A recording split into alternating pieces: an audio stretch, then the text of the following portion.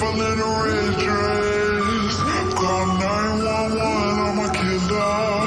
You know I hate to confess. Bang, bang, got my hand on the trigger. The devil in a red dress. Call 911, I'm a killer. You know I hate to confess. Bang, bang, got my hand. Call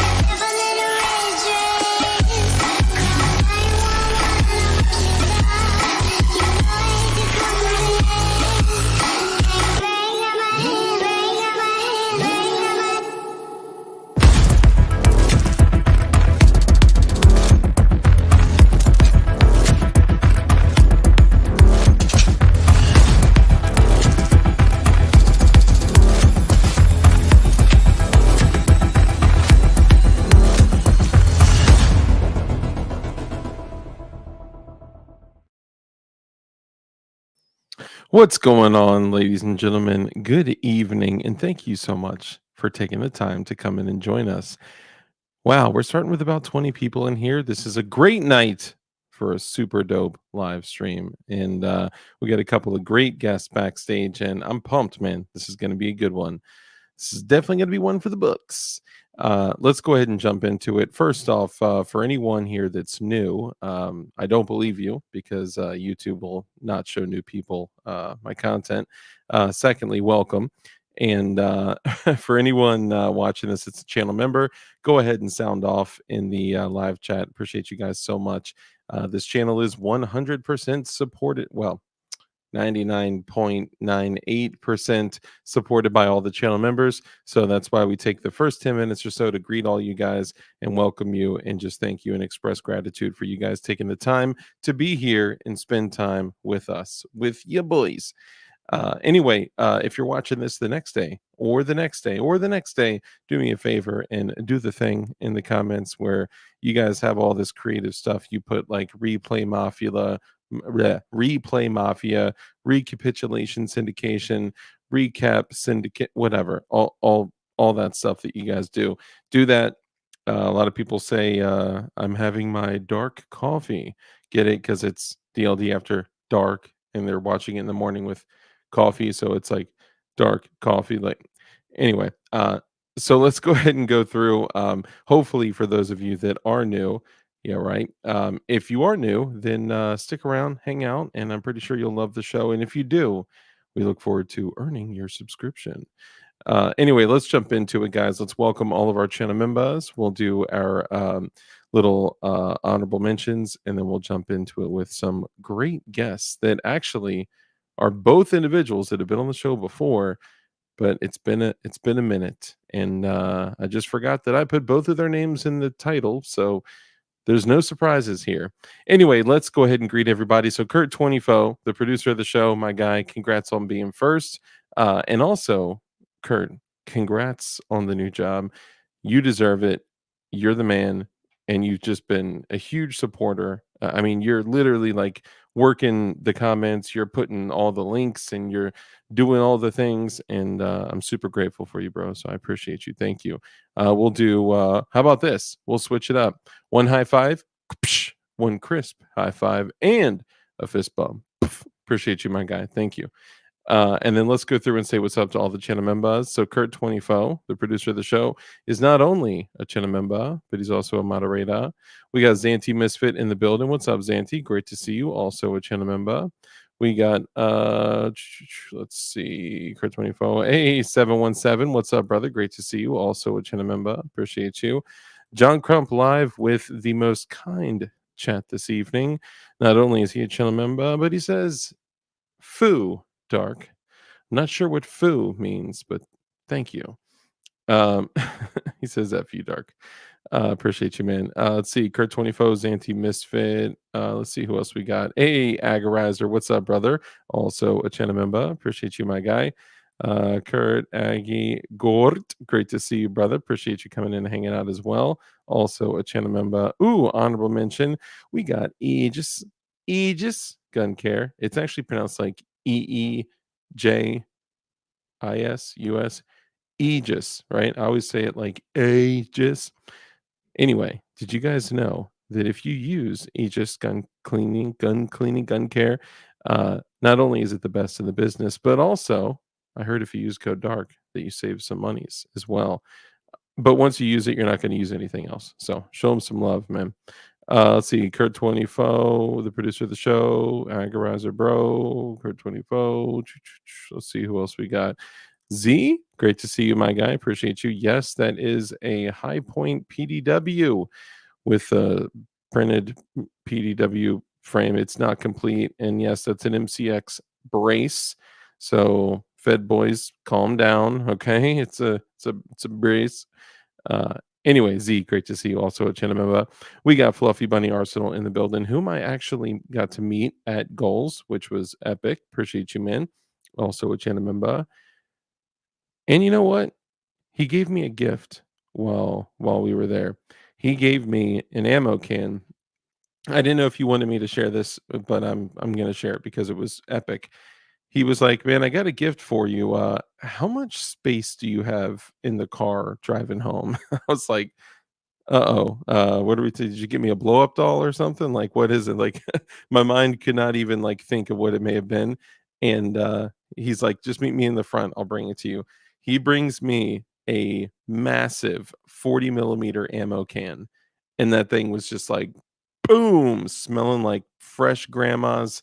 Like that thing was on point. It was awesome. And I filled it up with 5.56 as soon as I got home. So thank you. And that's how you know I opened it up, Fluffy, when I'm yeah, thank you. Anyway, yeah, Fluffy's the man. Man, I appreciate you. Let's see. We got Z, we got Fluffy Bunny Arsenal, Kurt 24, Agorizer. There he is, Cali Prepper. What's up, brother? Great to see you. Also a channel member. Appreciate you, my guy. That speech yesterday, though, by RFK was epic. You know what? I'm behind. Didn't see it, didn't watch it, didn't hear it, didn't even hear the highlights, didn't even see a meme. I'm slacking. I know. I know. I don't know what it is. Maybe I just have abandoned all hope, ye who enter. Let's see. Cali Pepper, Fluffy Bunny, Kurt 24. See, Fluffy Bunny. I'm just going through. Okay, and of course we got the honorable mentions. We got Damien, my brother in Christ. Great to see you. We got Putang from your boy Gideon Optics. I mean, he does way more than just Gideon Optics, but he's, Gideon Optics as well. We got Mr. Snow Makes in here. How dope is that? You guys love Mr. Snow, don't you? I know you do. I have enough 40 millimeter cans to make a throne in my shop currently. Yes, dude, that's awesome. You should totally do it. I said it smelled like grandma's. He said it smelled like ass. I mean, what's the difference? Kurt 24, thanks, man. Appreciate you dropping his links like that. All you guys can check it out. And you know what? A really important thing. Um, it is so important that all of you guys go subscribe to the Mr. Snow Makes YouTube channel, and I'm going to count on all of you here. I know we only got like 25 people in here right now, but I'm counting on all of you guys that are here, all of you guys that are watching later tonight, tomorrow morning, the next day. I'm counting on you guys. Do me a favor and go. He's not going to let me ask you guys to subscribe. That's why I'm doing this before he gets on, so he doesn't have a chance to shut me up. Make sure you go subscribe and show him some love because we love all the makes that Mr. Snow be making. So all right, so real quick before we wrap it up here, hey, we got Black Diamond Guns and Gear. What's up, brother? Great to see you. Also, a Chinamemba, Senor Bub. Great to see you, my guy. Appreciate you, man. And let's go ahead and jump into it. Any other channel members that come in, we'll make sure that that you get a shout out. Let's see. Hold on. Hey, there you go. Thank you, brother. Appreciate you, man. You are killing it. You know, Glowies was the #1 most used coupon code with Gideon Optics this month. What? Isn't that crazy? That makes me like 100 air. More like a penny air. But that is dope, though. I love that. Black Diamond Guns and Gear, Senor Bob, Mr. Snowmix, Damien Christ. Okay, we got Robert Ribbit Harrison in the building as well. Great to see you, my guy. Also saw some other folks I just want to shout out to. Let's see, Damien, my brother in Christ. We already got you. Angry Sarge in the building. What's up, brother? Great to see you. You guys will see him in a moment as well. And Caleb, there he is. What's up, brother? Great to see you. Appreciate all you guys coming in. TMC in the building as well. Great to see you. Who also dropped a new video last night, or I got the notification last night. Anyway, thank you, man. Appreciate you. We're gonna go ahead and jump into it, guys. So we're gonna have a little bit of a goals recap. And you know us, we're probably going to just end up talking, guns, gun building kit, and the current status of the world that we live in. So let's jump into it. First, I want to bring on your boy, Mr. Snow Makes. Welcome. Howdy. Snow. And we also have your boy, Angry, the angriest of sergeants. Pretty angry. Just a little angry today. Good to see you guys, man. Welcome, both of you. Thanks for having me on. Yeah, man. Be here. And this is like I saw Mr. Snow at the event, but we didn't get to talk. But this is kind of like our first interaction. So I'll just say this is good too. First date. I could light a candle. Might as well. I mean, yeah. Well, let's jump into it. Kurt, I'll actually touch on that today too. The low point PDW. It was terrible. It's not even complete. I hung it up there just to talk about it and talk about how absolutely wretched it was, but it was fun and it's cool, even though it's stupid, which is kind of what makes it cool.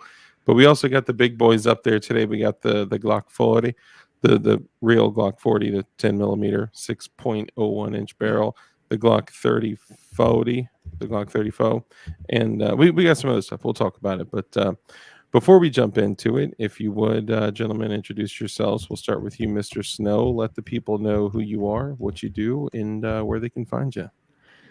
So I am most active these days on Instagram and X, formerly known as Twitter, all under those Mr. Snow Makes guides. I don't, man, what do? I just do stuff that interests me, and I bring people along the way, from Glock tasers. Right now, I'm kind of circling back to old projects. Dude, I forgot about the Glock taser. Yeah. So I may finally start pushing to actually release some of the stuff to the world that it's been 2 years ago I made that and just never put it out there. That's interesting. He also shoots stuff with cannonballs, with bowling or pool billiards. And did some 3D printed projectiles recently. Nice. That was really, it made some bullet bills from Mario Brothers and shot those out of the cannon. I did see that. And you did high speed footage with it too. Yep. And I was with Wild Arms. He lives kind of fairly close to me down here in Florida now, so we have a good time. You want to know something that I printed recently, other than a mostly failed High Point PDW? A Nice. replica German stick grenade, and it's totally not a bird banger inside. Which I'd like to note is federally lawful. Okay, it's a glorified firecracker if it were live.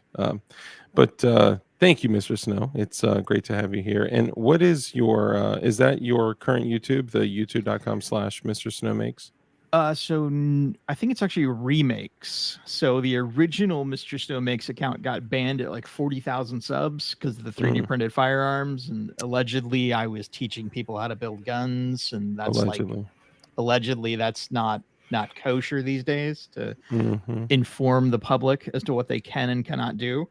So yeah, so I do have a remakes. So there's a Mr. Snow remakes out there on YouTube. I don't post on it very much because I got to be honest, I might be a little bit bitter on the YouTube still. Yeah, dude, I don't blame you. It's hard to put that much time, energy, effort into stuff. I mean, you were also not only doing content, you were going on people's shows, you were all over the place, and then they just nuke you like that, man. It hurts, dude. It hurts. Painful. So I'm sorry you had to experience that. I was looking for the links that okay, yes, this was the correct link. Okay, thank you, Kurt. Yeah. youtube.com/Mr. Snow remakes. What a great name, by the way. So I'll throw, like, if I make a decent short for like Instagram or stuff like that, I'll throw it on YouTube occasionally just for fun. Gotcha. Cool. And Mr. Angry Sarge, welcome as well. Same kind of thing. Let the people know who you are, what you do, and where they can find you. Well, it's very simple. I'm just a dude playing the dude disguised as another dude. Literally. Literally. Yeah. No, I'm just a regular dude. Law enforcement, which I'm sure, some people get a little wound up about that, but everyone just left when you said that. I'm just kidding. I get it. I understand. I mean, I'd walk away too. So. I mean, well, and that's what a lot of people may ask, like, why the mask? And I mean, that's right. You're active. So yes, I am active, and I guess recap on a story from someone that I follow that could be potentially losing their job because they're on YouTube and other stuff. So that's why our policies are ridiculous. So yes, thanks everyone. I know it's the chat's going crazy, but hence the reason why I wear the mask, because I got a couple more years left before I retire. I'm trying to make it to that finish line and move on from there. But there's a lot to lose there. And for a lot of you guys that are here right now, that are even maybe watching this tomorrow, that don't know, so Sarge has come on the show before more than once, and he is one of the good ones. He is the type of law enforcement officer to, like, when he does traffic stops or has interactions with citizens, they'll go to, like, pull out their ID or their carry permit or something, and he'll literally, like, stop them and inform them of their rights and be like, no, you don't need to give me that, and don't give it to any other police officer unless they do X, Y, and Z. And like, he's one of the good ones, man, and he cares more about. It's more of the courtesy thing, and I appreciate that. It's my understanding he comes to the window, asks if you have a gun. If you answer no, he will go get you one to make sure that you are safe. I mean, I've asked that question several times. I'm like, look, if you have a permit, why are you not carrying a gun? It doesn't make any sense. Do you need an unserialized firearm? Here you go. Yeah, right. I mean, look, I can't wait for that to pan out, and I hope it goes in our favor. I really do. I think it will. And honestly, we could even start on that. I mean, I know it's not really in the goals neighborhood of the conversation, but it is in the squad goals area of the conversation. The 2A boys, Sarge is awesome. No, you guys are awesome. Y'all are the future, so we're happy to see you doing what you're doing. Yeah, he came on too. He was on the last show, and it's really cool to see him and what he's doing, inspiring other youth shooters, inspiring other fathers, and it's really cool to kind of see, you know, something positive in somebody, you know, you know the thing. And at one point, I believe I saw the two A boys walking around goals with the Freedom University shirts on. Yep, Yep. yep. They are part of the crew, and we've been building quite a bit. And one of the things that we're doing, me and MGB had a conversation today. It's not public. I didn't ask him if I could talk about this, but you know me, I'm going to. No, it's totally fine. We are going to add a tab to the Freedom Crew University to offer our services, because we are all in our own respects. Some of us are certified armorers, some of us are just builders, some of us have worked in the firearms industry, but all of us are, I would say, professionals when it comes to building, unfinished frames and receivers and all that. And I said, hey, MGB, we are literally subject matter experts, so let's advertise ourselves as subject matter experts, advertise ourselves to potentially get into some of these cases, or even these landmark cases that they need somebody to challenge the 30 minutes, which we could talk about the amicus brief. Oh man, there's so much good stuff. I didn't even think about all the great things we could talk about tonight. One of the biggest complaints through the Vanderstock case, which you guys know out there, is the frames and receivers, is this total BS that these guys are whipping up frames and building complete guns in like 22 minutes. And it was recently challenged. Mr. Snow, you were literally cited in that article. You want to talk, or that amicus brief? You want to talk about that? I was. So in one of the amicus briefs for Vanderstock, my name and Rob Pincus came up. They actually cited a video of the two of us talking about building polymer 80s in under 30 minutes, which we can. Rob and I had a fun challenge amongst some of our group, where we were taking polymer 80 kits, laying out all of our tools, and we could build a complete polymer 80 and test fire it in under 30 minutes. That is absolutely true. After building dozens and dozens and dozens. And that's the point, that, the amicus brief kind of was trying to, it was a gun safety for gun owners, for safety amicus brief that tried to make this claim that anybody could do this. So it got really fun, because once they cited my name in the Supreme Court under Mr. Snowmakes, of all things, is now in the halls of the Supreme Court. Another amicus brief got written about myself to kind of challenge that notion that anybody can do it in that kind of time, and setting the differentiation between this is not your everyday guy. And they found some wonderful articles of an NBC reporter that tried to make a firearm, probably broke a few laws because he had his buddy kind of build most of it for him. Yep. And it was really fun to dig into that and then explain to those attorneys, hey, here's this law that was violated when he did that, and all those kind of interesting things. And what law doing that? Nothing. Yeah. And that's some of the points. And, as much as I tried to tell the attorneys, it shouldn't matter that we can build guns in 30 minutes. Of course, that's not the point. Either you can or you can't. This whole vague concept of readily convertible, and what in the world does that really mean? Kind of nullifies the whole thing under Chevron deference. So if it's a vague law, we're no longer going to go to the default answer of letting the executive oversight branch make up their own mind of what that means. Yeah. So if it's vague, it has to fall to us as the one losing their right or being put on trial. It's got to go in our favor. Yeah. It's interesting because I agree. And I think all of us agree that it doesn't matter if it takes 2 minutes or 2 days. A natural right is a natural right, right? So either we're allowed to exercise, this natural right, or we're not. But the perspective of the general public, the perspective of the Supreme Court justices, the perspective of everyone in the case, it will have an impact, you know. So I'm glad that that was finally challenged, or at least explained in a way that was appropriate. Because of course, being that I've built over 40 polymer 80s, if I laid out all my tools and you gave me a stopwatch, I mean, I could, if like my door was getting kicked down and all I had was that kit, you know, that was my one chance. Um, I could whip it up pretty quickly. It would be crude. It would be not perfect, and it would also go bang. Um, and there's so many other elements to it too, right? But it's I was honestly really pleased to see that somebody had challenged the time frame, or at least explained it mo better.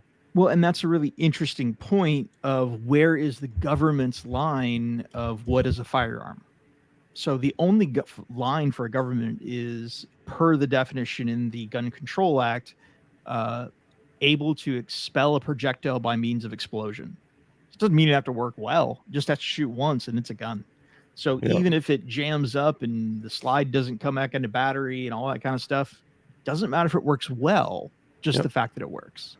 Yep. Yeah. As a matter of fact, aside from, you know, the opinions that the KTF have stated, the moment that you make any adjustments to, provided that the 80% frame doesn't turn into a firearm by itself, because it's currently not right now, kind of, it's in like a gray area now, but companies aren't supposed to sell it. The moment that you start drilling a hole, it becomes a gun, or like, I guess that's another thing, like what point does it become a gun? After the frame receiver rule that has now been overturned, at one point, just the precursor with a jig was considered already a firearm, even without drilling a hole, which is crazy. But then they got an injunction, and then the state refiled, and then honestly, it's gone back and forth so much at this point, I don't even know. But it's also important for you guys to know that aside from all of your state laws, which you guys should individually know, they're not like completely illegal, right? Like it's not that they are illegal, it's that they might be considered firearms now by themselves, even without jigs. So just be aware of that. So if you have them stacked up in your closet, you can build them. It's totally lawful to build them. Bridge frames, the 76%ers are still being sold. I'm still selling the 76% jigs every day. Polymer 80 is gone, man. Polymer 80 doesn't exist. So what you see out there in stock and secondary, you know, we'll see what happens. But Polymer 80 website shut down. The owner has said they can't afford to keep it operating. We'll see what happens. I don't know if somebody's going to try to buy. There's been some rumors that somebody might try to buy the name, and we'll see what happens. So it currently is under ownership by a group, a venture capital group. So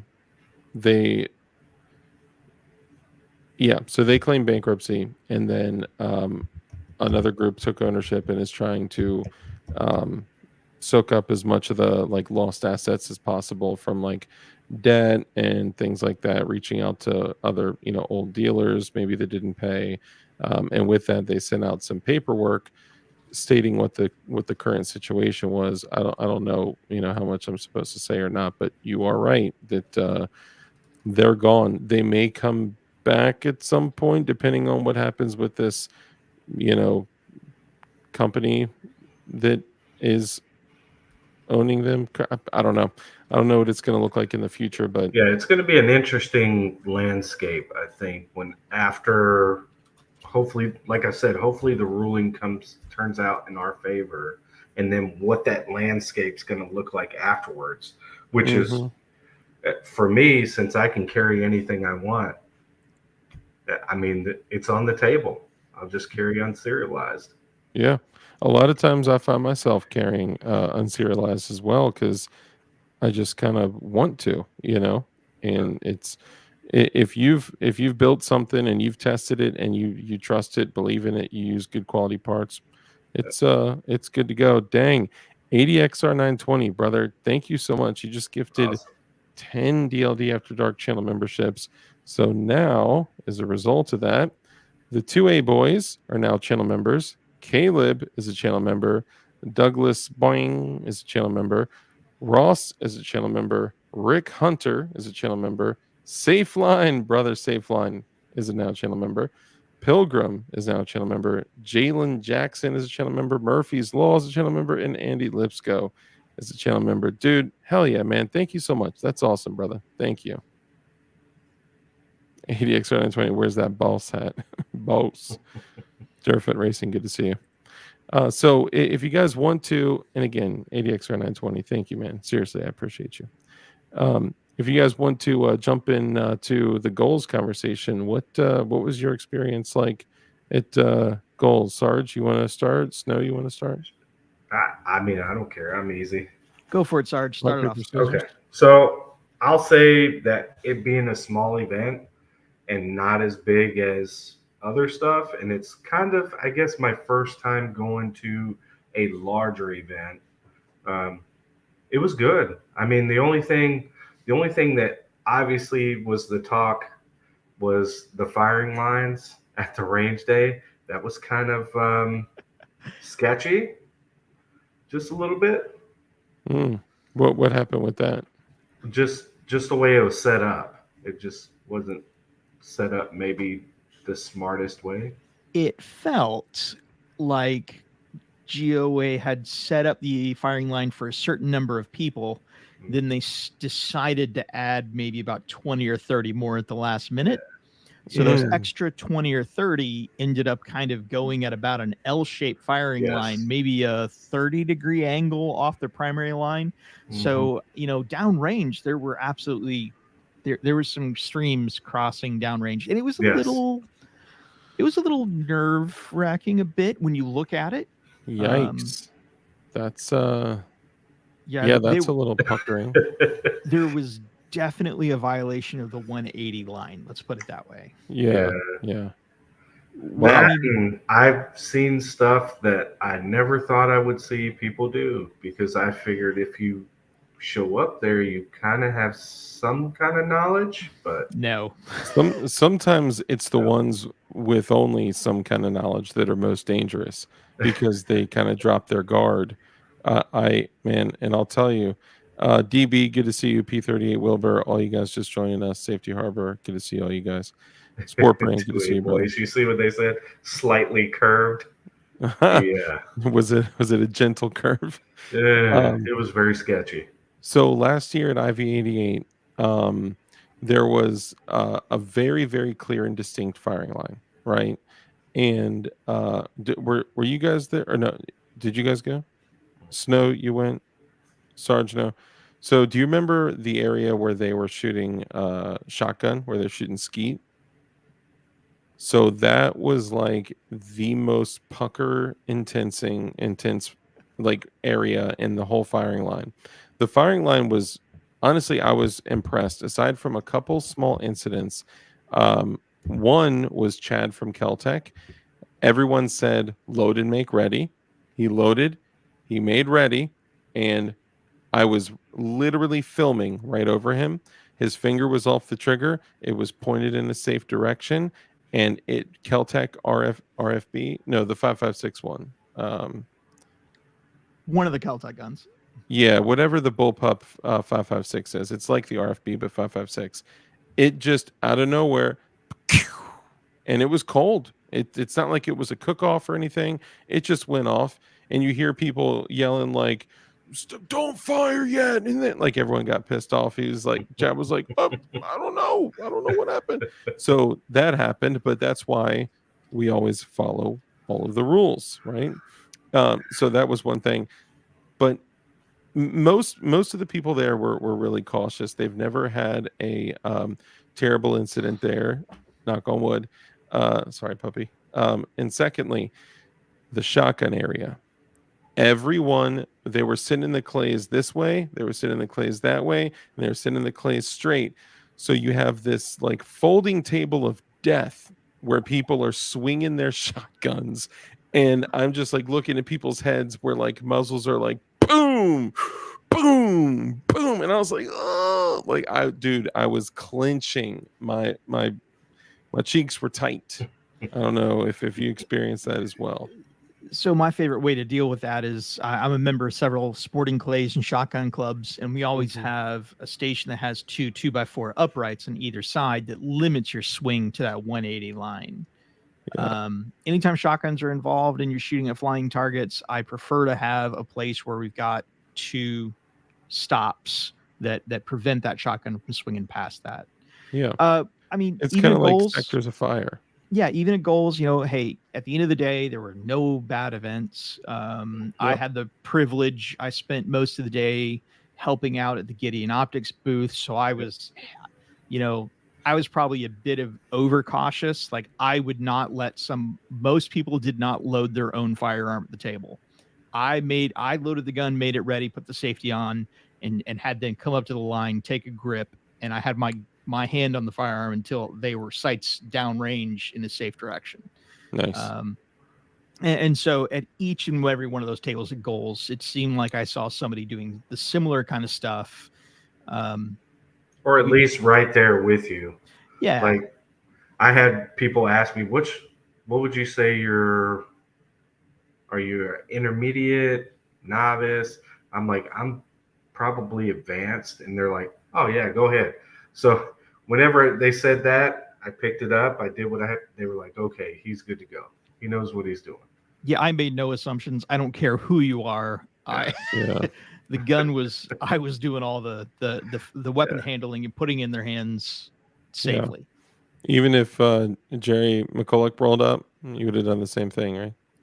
I would have, yeah, but Yeah, because it was such tight quarters, and that was another thing about that particular day, where like the vendor booth area was maybe 5 foot behind the firing line, so you had brass just raining down on vendors all day long, which was fantastic to see. Dude, the L shape would have had me a little nervous. I mean, I know it's probably not like a full L shape, but still, No, it wasn't. It wasn't a full L shape, but like it a was lowercase J, weird. maybe. Yeah, yeah, Yeah, a little weird.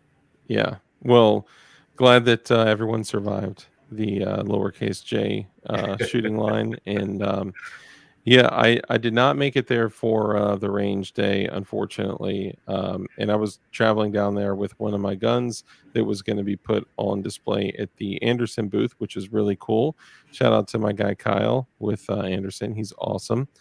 Um, they put a bunch of Frag Outs guns on display, and he had done.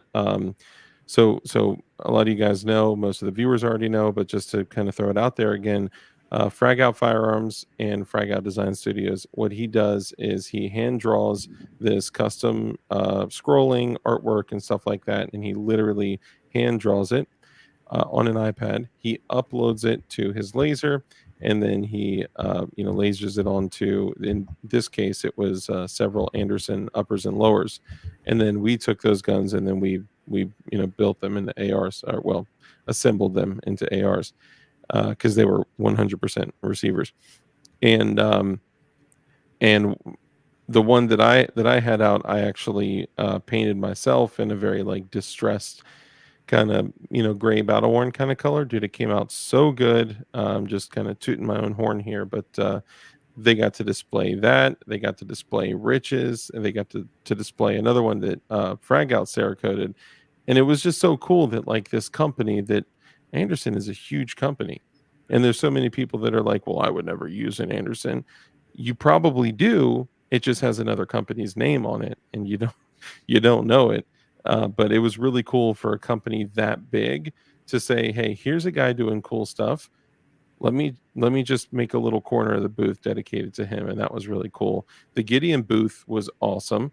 You guys have a lot of stuff. Well, I mean, like Gideon has a lot of stuff coming out. I say you guys, but I'm actually really excited about that because I'm working with Juan at SAR Firearms, and we're looking at optics for duty pistols. So it's going to be interesting to see what we can do with some of those after some testing. So it'd be nice to offer those as a package deal for, for law Anybody. enforcement. Yeah, I mean, start with law enforcement, but for anybody. I'm Yeah. excited about getting optics. Hopefully, it has that micro enclosed emitter, coming out hopefully later this year, top of next year. I'm pumped about that. And that's that, and also the RMSC cut with a huge window. That is like genius, right? Because there's all these guns coming out that are, well, that have been out that have like 2011s, 2311s. What are those Turkish ones everyone likes? Canics. Their RMSC cut, and when you have a full size like duty size pistol, and then you put like a little tiny RMSC cut optic on it, it's like, bro, like like you can't. It doesn't match, right? Like the audio doesn't match the video. The carpet doesn't match the drapes. So it's cool to have a really big window on one of those guns, There. So back to the live range. Sarge, you were there. I know DLD Dark didn't make it that day. There were some cool guns out there on the line. I think I'd like to talk about for a second. So I think it was Liberty Bell Manufacturing had their AOW pin. So that was pretty cool to actually have like a pin gun that people could shoot in 22 LR, and it would actually write. You could write with it, and then. Are you talking about Jay with Liberty Bell? Is that who that was? I don't know if it's the same one. I think it's probably a different one. I may be botching that name.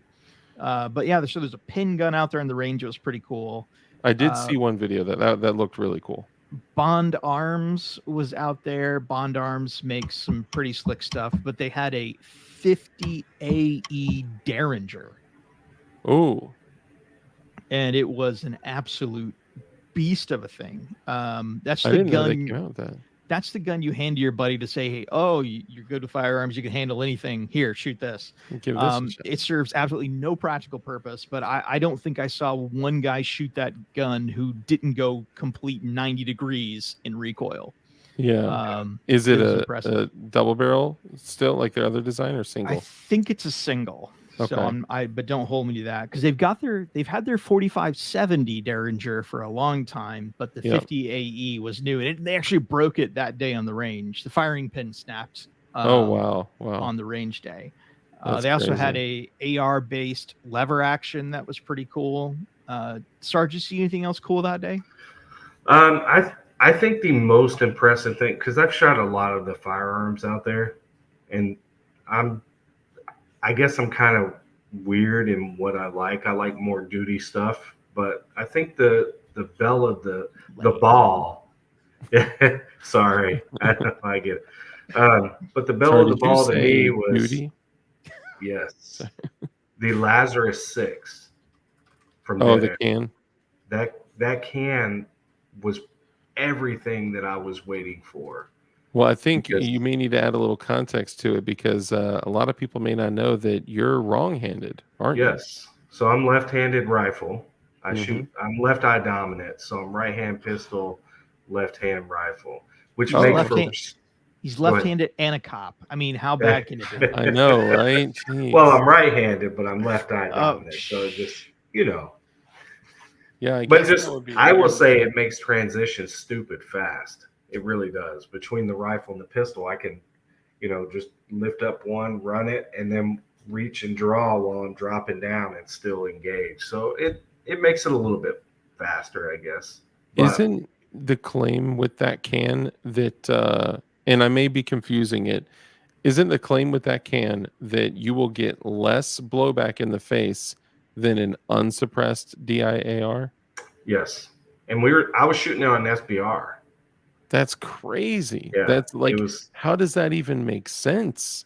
It was it doesn't make sense. But it was very enjoyable, because I have a Sandman S, and I'm just, at the end of it, I'm like, I just want to pull this thing off. I'd rather run it without it. Dude, I a lot of times, man, like when I run classes with that up there, the 10-3 with the can, I gotta like brush my teeth after a class, and it's like carbon, it's pretty crazy. You blow your nose, and I'm sure all the guys out there that shoot indoors, they know, you blow your nose and it's just carbon everywhere, and it gets pretty bad. There's a lot more to it than that, right? Like when I started shooting at nicer ranges that have like way better air purification systems and like much more airflow, I actually started getting much less of that. So it could actually extend my life and also give me, the possibility of having more children in the future. Flying Rich, thank you for the super chat. I appreciate you.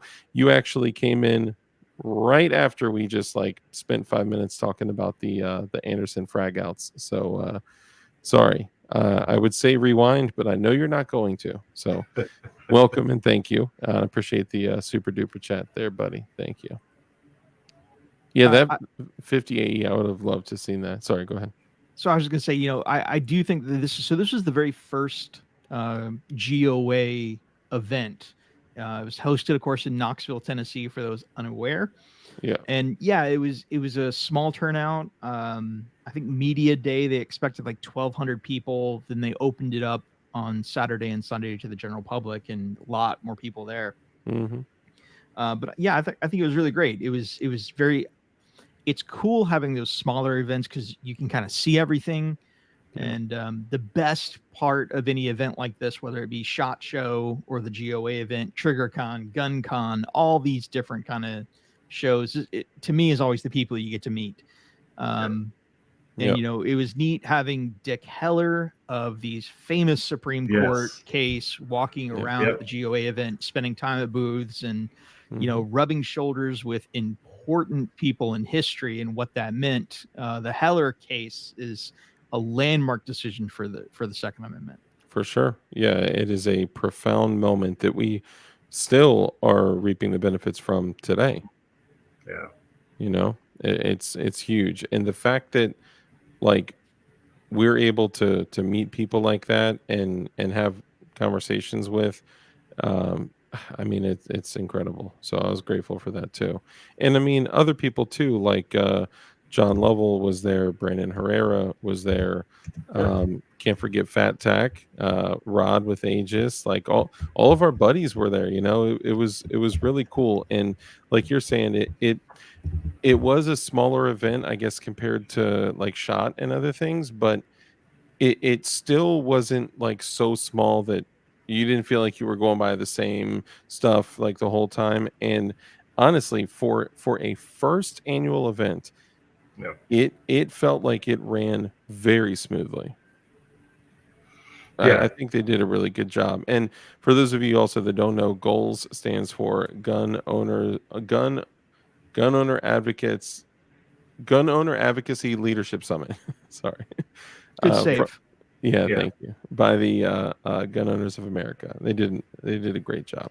And I'm excited to do it next year. And I'm also excited to go to IV88 in a little bit too, come October. I got invited to that, and just like the timing isn't right. And I was like, oh man, this would be a good one to go to too. But yeah, it is fun. It's a really good time. I'm trying to stagger the events I go to now, because it's, there's a lot out there to do. So like I didn't do GunCon this year because I'm going to do TriggerCon. SHOT Show is one that I will do every year though. Yeah. There's a lot that comes out at SHOT Show, and a lot of companies, even if they are coming up with incredible stuff in like June, they'll wait till SHOT Show comes out. It's important, as far as the industry goes, I think, for us to attend SHOT. I did miss last year's. I've never done GunCon, TriggerCon, Pew Party. There's, like you said, there's just like so many. Moving forward, though, I think my goal would be to go to SHOT Show annually. I'd like to continue going to GOALS, provided that it also continues, and then IV88, and then if I can throw in some other events, I would. But it's tough, man. Like you said, like I got a family, I have lives to run. I have the normal life, and then I have the internet life, and then I have everything in between. No, I mean the amount of activity, especially with a child and the dog now and everything, it's hard to balance. So it is tough to do something in August and then turn around and do something, in October as well. Yes, we do need to get a house for IV88 as well. Goals is on next year, same venue. Nice, awesome. I think they actually have the next 2 years booked. So Sweet. I think there's a 3-year contract to have it there in Knoxville. So Yeah, be nice. watching that one. I think it's a great event. Yeah. Yeah, it was good. It was good, and I'm pretty sure the event will continue to grow. Maybe next year they'll take the bounce house with the large vaginal entry out of there, and then they'll put like more vendors. That was the nap area. I don't know about you. Yeah. That's where I went for a nap. Yeah, oh man, I exactly. didn't even think of that. I It was totally cushioned. forgot that. You got to get on my level. Get on my level. I tried to climb in. It was just soaking wet. I was too busy sleeping on the Hummer with the 50, just to bring back memories. That's it. Batcave Armory. I think that's who that was. Batcave, Yeah. or the 10th group, armored, that was down on the end, which was pretty cool. We also have to talk about the other vehicle that was in there. Sarge, you know which one I'm talking about? Mm-hmm. Yep. Snow, did you see that the John Wick car was there? So, dude, they travel all across the country with that thing. They've been at SHOT Show for the last 2 years. They tow that sucker everywhere. Good on them. Yeah, that was my first time actually seeing it in person.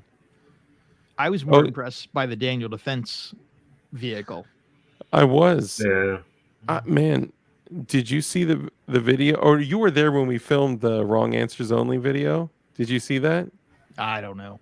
Oh, dude. Okay, so I kind of like bum rushed Jordan, and some dude walked in, of course, and he picks up this Daniel Defense. It's like an SBR that takes it's a 9mm AR that takes Scorpion mags, right? And he takes it off the wall. He looks at it and just sets it down on the counter, like, what a dick. But anyway, I went over to Jordan and I was like, Jordan, pick up that gun there. Tell me what it is. Wrong answers only. And it was hilarious, dude. It's like a 6-minute video of Jordan saying that the Surefire light is a blowtorch. He says that the suppressor on it is a camera to live stream. He said the caliber was 2.7 by 62 and the capacity was 16 and a half, but it can comfortably hold 18. And like, dude, he just went on this, he called it a color changing up. I don't know. He went crazy and it was hilarious. I got to post it, but I got to cut up the video. I got to edit it some more, but he killed it, man. He did awesome. Yeah. So I mean, my problem with these events is I always get home and end up buying like 2 to 3 firearms. Yeah. Not that that's a problem, I guess. So I've already ordered one of the Dark Mountain Arms takedown pistols in 5.7 by 28. Nice. I am super excited to play with that one. That's the 5-inch barrel is the one I got. Oh, cool. Did you get the one with the brace? Well, it doesn't come that way, and that brace adapter is not yet actually on the market. Oh. So, but I actually know the owner, Aaron, and he told me he'd actually send me the CAD files for it so I can make my own accessories and have some fun with it. So dope. That's so cool. I will not be sharing those publicly, but it's going to allow me to make fun stuff, dumb stuff that's not duty rated, but that everybody really loves. Yeah. I caught that. Shade caught. Yep. No, that's funny. I mean, dude, I got a high point PDW pistol behind me. I'm also the guy. I mean, trust me, I love my like hardcore, like even I as a dirty civilian call them, duty guns or work guns, but I don't be fedding, or what do you call it? Like I don't be policing, But it's like, is it a gun that you can, drag around, take to and from your car, beat the crap out of it, run rounds through it like crazy, never clean it? Yeah, okay, then it would be considered like a work gun in my book, or a go-to-war gun. So I have a fairly unique situation that I have all of the regular duty guns I could ever I have way too many. Yeah. I actually don't know how many firearms I have. I know it's north of 500. I know that. But I Yeah, don't know how many I actually have. you have a So museum inside of your gun room. yeah, so I moved on to like I just really enjoy the stupid weird stuff now because Yeah. I've got the regular stuff on lock. Yeah.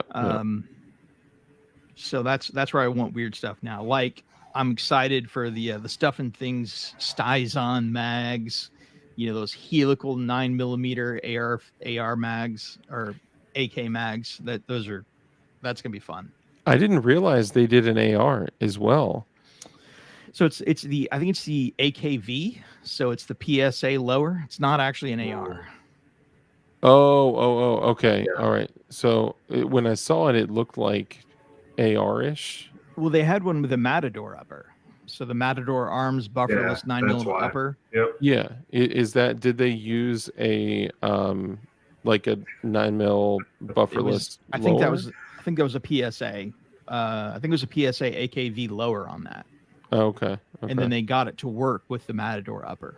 Wow. That's pretty fire. But I know that they are going to be I think it's fine to say it.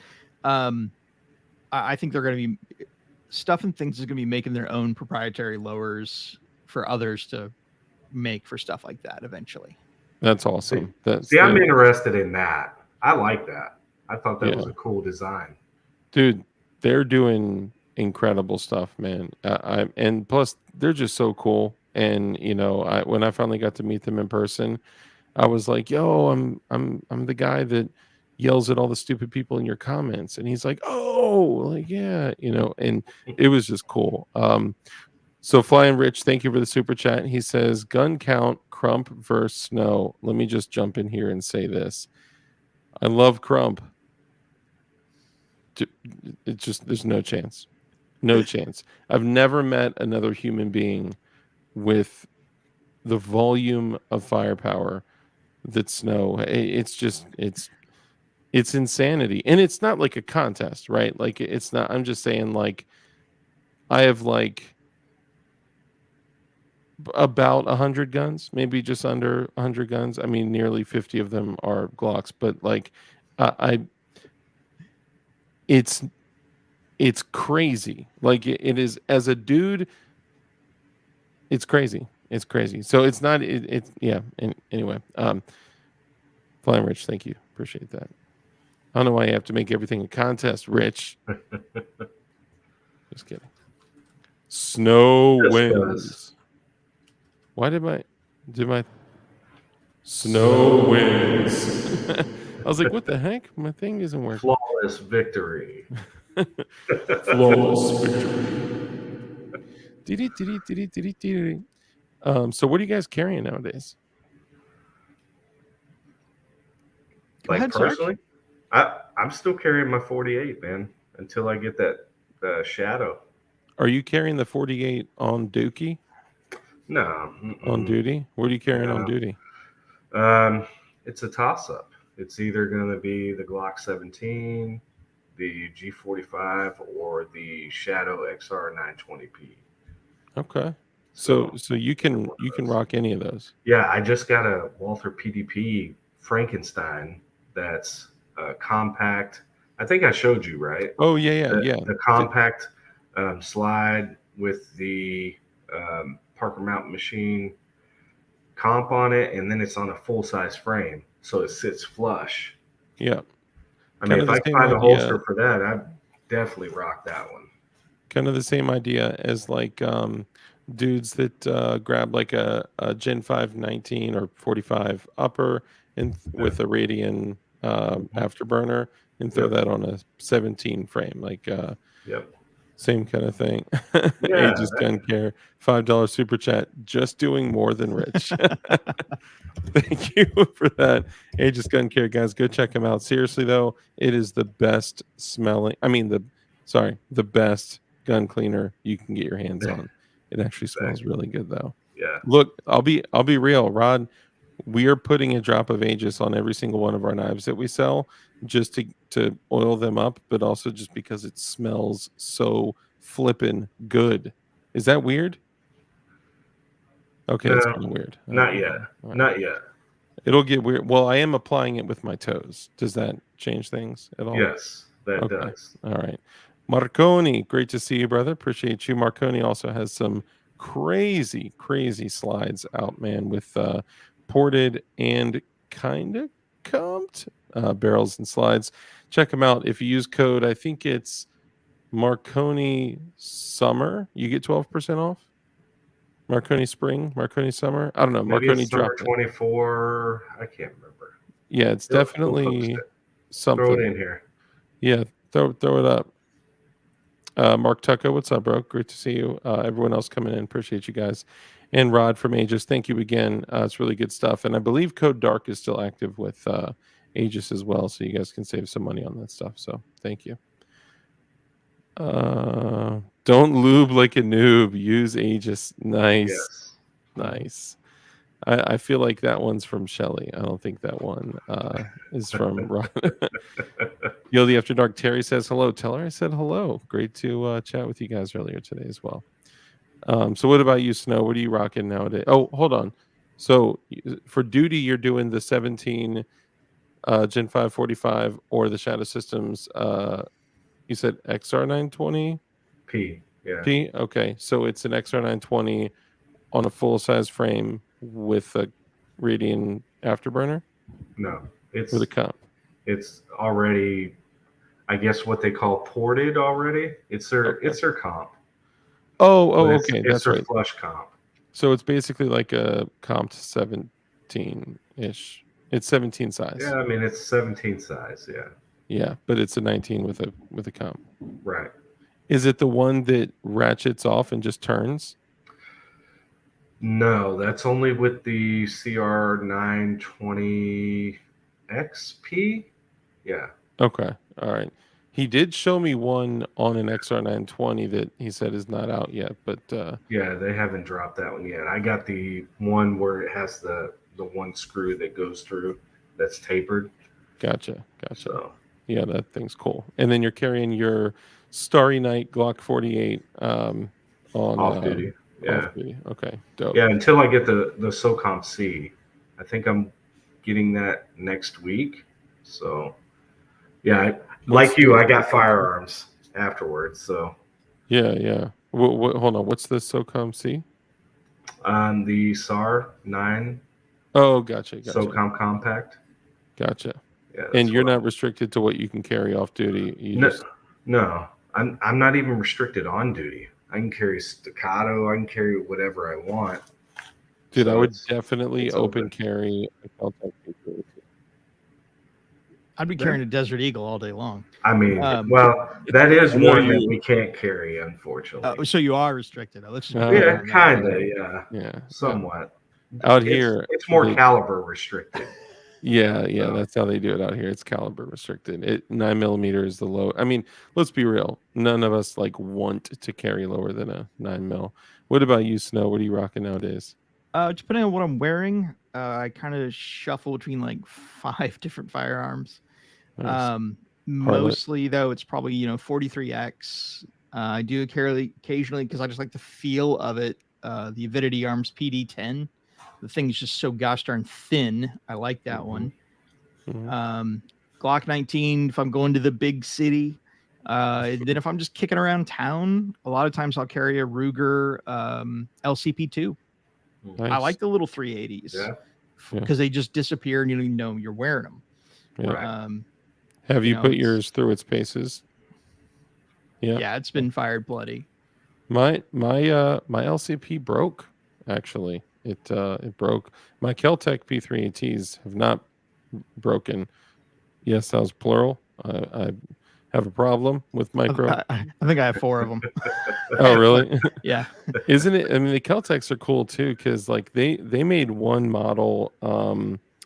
I don't know if you guys remember, they were doing a bunch of funky stuff like blue frames, gray frames, and they had one that was gray and chrome. And I love the combination of gray and chrome. It's hard chrome barrel and slide, and then a gray frame.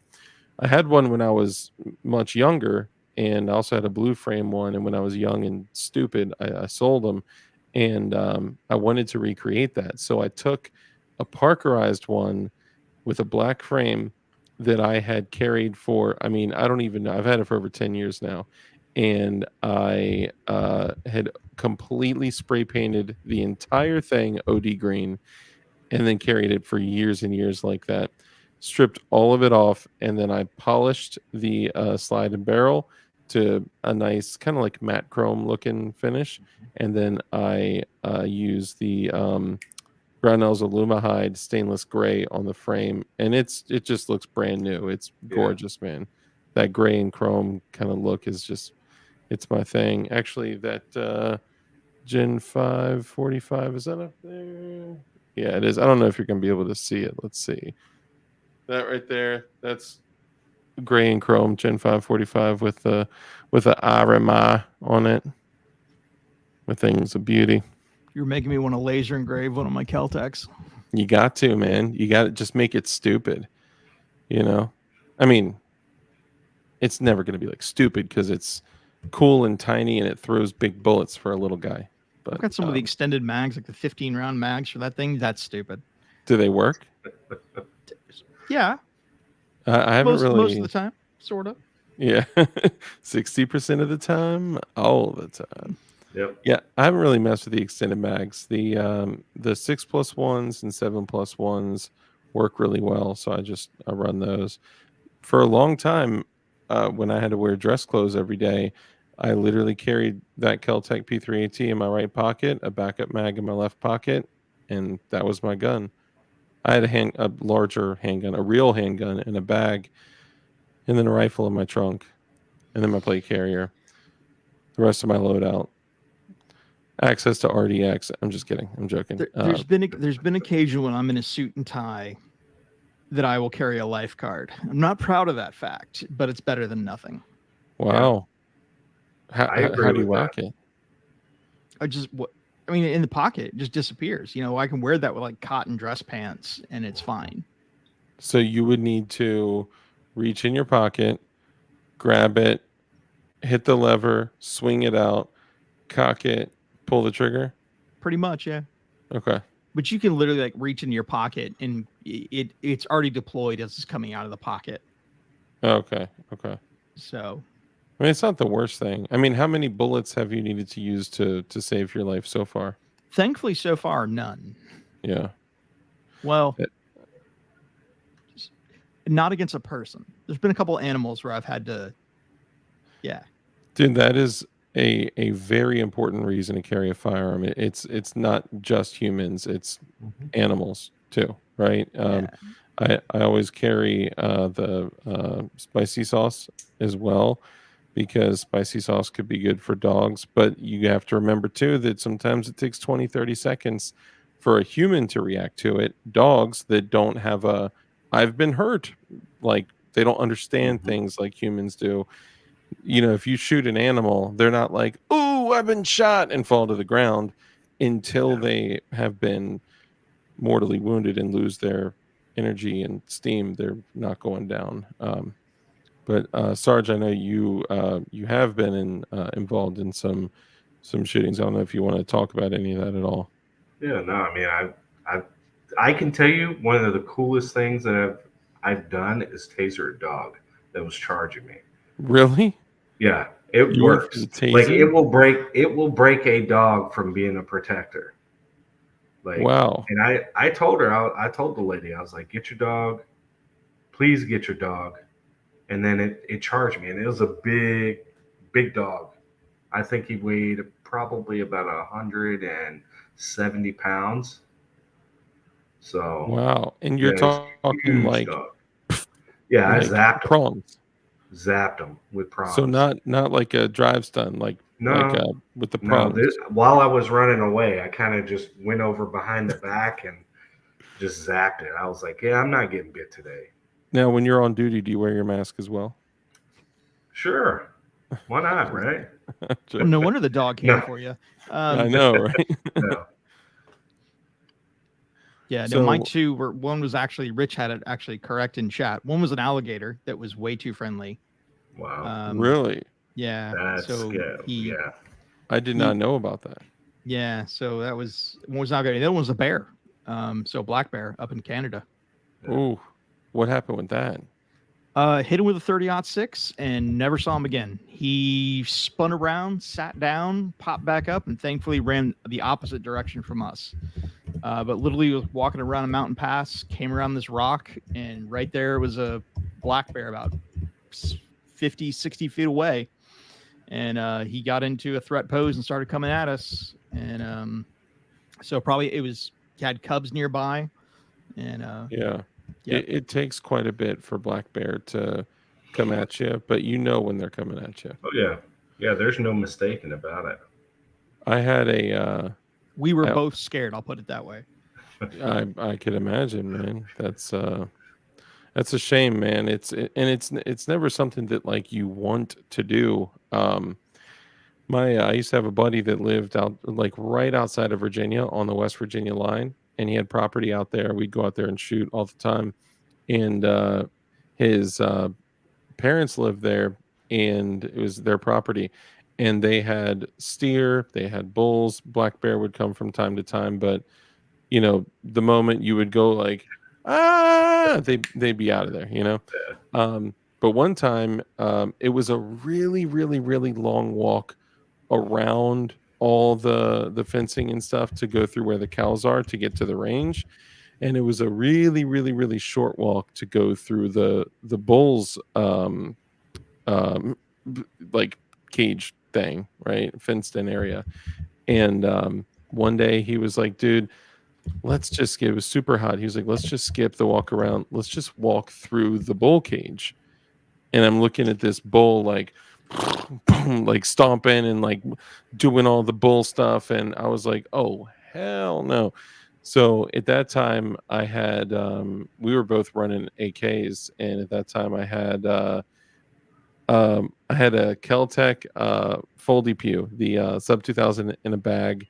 I had a Glock in my waistband, and then I actually had the chrome Glock that my dad got me, and then I had a Arsenal SLR 95, which is an AK milled receiver, gorgeous gun. I sold it like a stupid ass. This is back when I was like 20, and I had it slung on my chest. And when he was like, let's go through the bullpen, I was like, oh, I don't know about that. So I charged around in the rifle, and the safeties aren't super smooth on AKs. So I turned it off safe, and I was shook, but I was like, okay, let's walk through the bullpen. And as we're walking through, he goes through, and I guess the bull is more familiar with him than he is me. I don't know if bulls are like dogs where they get used to your smell and stuff, but he kind of like very quietly walked through. He also had a gun on him. He had his AK slung up, and we both had similar AKs. He gets through to the other side, and he's like, come on, come on. And I come through, man, and it was like right when I closed that door behind me, the bull just locked in on me, and he started like backing up, and I was like, I'm gonna have to shoot this bull in the head with an AK. Yeah. And you better make sure you hit it right between the eyes. it would be a very brief moment that I had that opportunity. If I was lucky, I would have been able, and I was not as highly trained back then at the age of 20, you know. I did seek out training around that age, but not anywhere to the point that I have now. And it came close, man. I thought that he was going to charge me, but my buddy went up and he started making noise behind him. He turned around and he kind of freaked out, and I was able to run. And I have never climbed a fence so fast in my life. I mean, those things we're talking about like a couple thousand pounds, a few thousand pounds. I was terrified, man. It was like a cartoon. Dark really is a city boy. I mean, I'm more of a suburban boy, but yeah, I mean, I've always lived within an hour of DC or less, you know. So aside from tasering dogs in your neighborhood, what other animal run-ins have you had? Zombie deer. That one was pretty crazy. Yeah, I had a deer that was hit by a car, and I called the game warden because I'm county. So, and the game warden was like, "Nah, I'm not coming out. You have to deal with it." And I'm like, "I've never shot a deer in my whole life. So I break out my AR and I'm shooting it with 223 close range, and it's still alive, like looking at me like, why are you shooting me? You know? And did it have that whatever degenerative disease that they get, I or think it had some, yes. did you just call it a zombie deer because it didn't die after shooting? Well, that too. But yeah, it had those on their horns that I don't remember what it's called, but it kind of Yeah. bubbles up and stuff. The velveting? What's that? Velveted? The horns were velvet? No. It wasn't a baby. This was Fluffy is calling it Wasting's disease. It is. yeah. I think they literally call them zombie deer, but it's like Yeah. No, you it can wasn't see it in velvet. their skin, in their eyes, in their Yeah. tongues. I mean, they're Yeah, this one totally was different. definitely off. And then shooting it close range, it was stupid. I didn't know any better. I should have used my pistol because it would have worked better. I mean, shooting something really fast at a close range target, it's just zipping through it. So Yeah, I dealt with that with so somebody just said dark practices on potbelly pigs. So that was a similar situation. I was at a party. Okay, so it's chronic wasting disease or CWD. Interesting. Okay, so a mastiff hound at a party I was at. This girl would carry around this potbelly pig. She would come, to parties every weekend. This is when we were young, early 20s. Um, and these parties were kind of like in the country, bonfire parties and stuff. And she would always bring her pet potbelly pig, and one of the mastiff hounds got to it, and man, it ripped it up bad, and its guts were hanging out and eyeballs hanging out and stuff. And I mean, it literally wrapped its jaws around its head and was like like it was pretty bad. But I was like, you know I don't know, 30 feet away, and they're like, oh my goodness, we need to put it out of its misery. Like, what can we do? Can someone help us? And I'm like, like, I have a gun, and they were like, okay, shoot it. And the girl was like in the screen door, like, ah! Like crying, and the pig was like, wang, wang, wang. Like, it was just a nightmare. That's Now awful. back then, dude, it was absolutely terrible. And it was the cutest pig in the world. Well, like 10 minutes before that, it was the cutest pig in the world. And my super smart ass was carrying a Glock 32, 357 SIG, because back then 9mm wasn't cool. And I had these Spear gold dots, and we did all sorts of testing back then. My buddy had a pool. We would shoot, hollow points in the pool. They would expand, and we all knew that Hydroshocks, HSTs, and all those were like, kind of king of the crop when it comes to like consistent expansion. But Spear gold dots, I never had any luck with Spear gold dots expanding.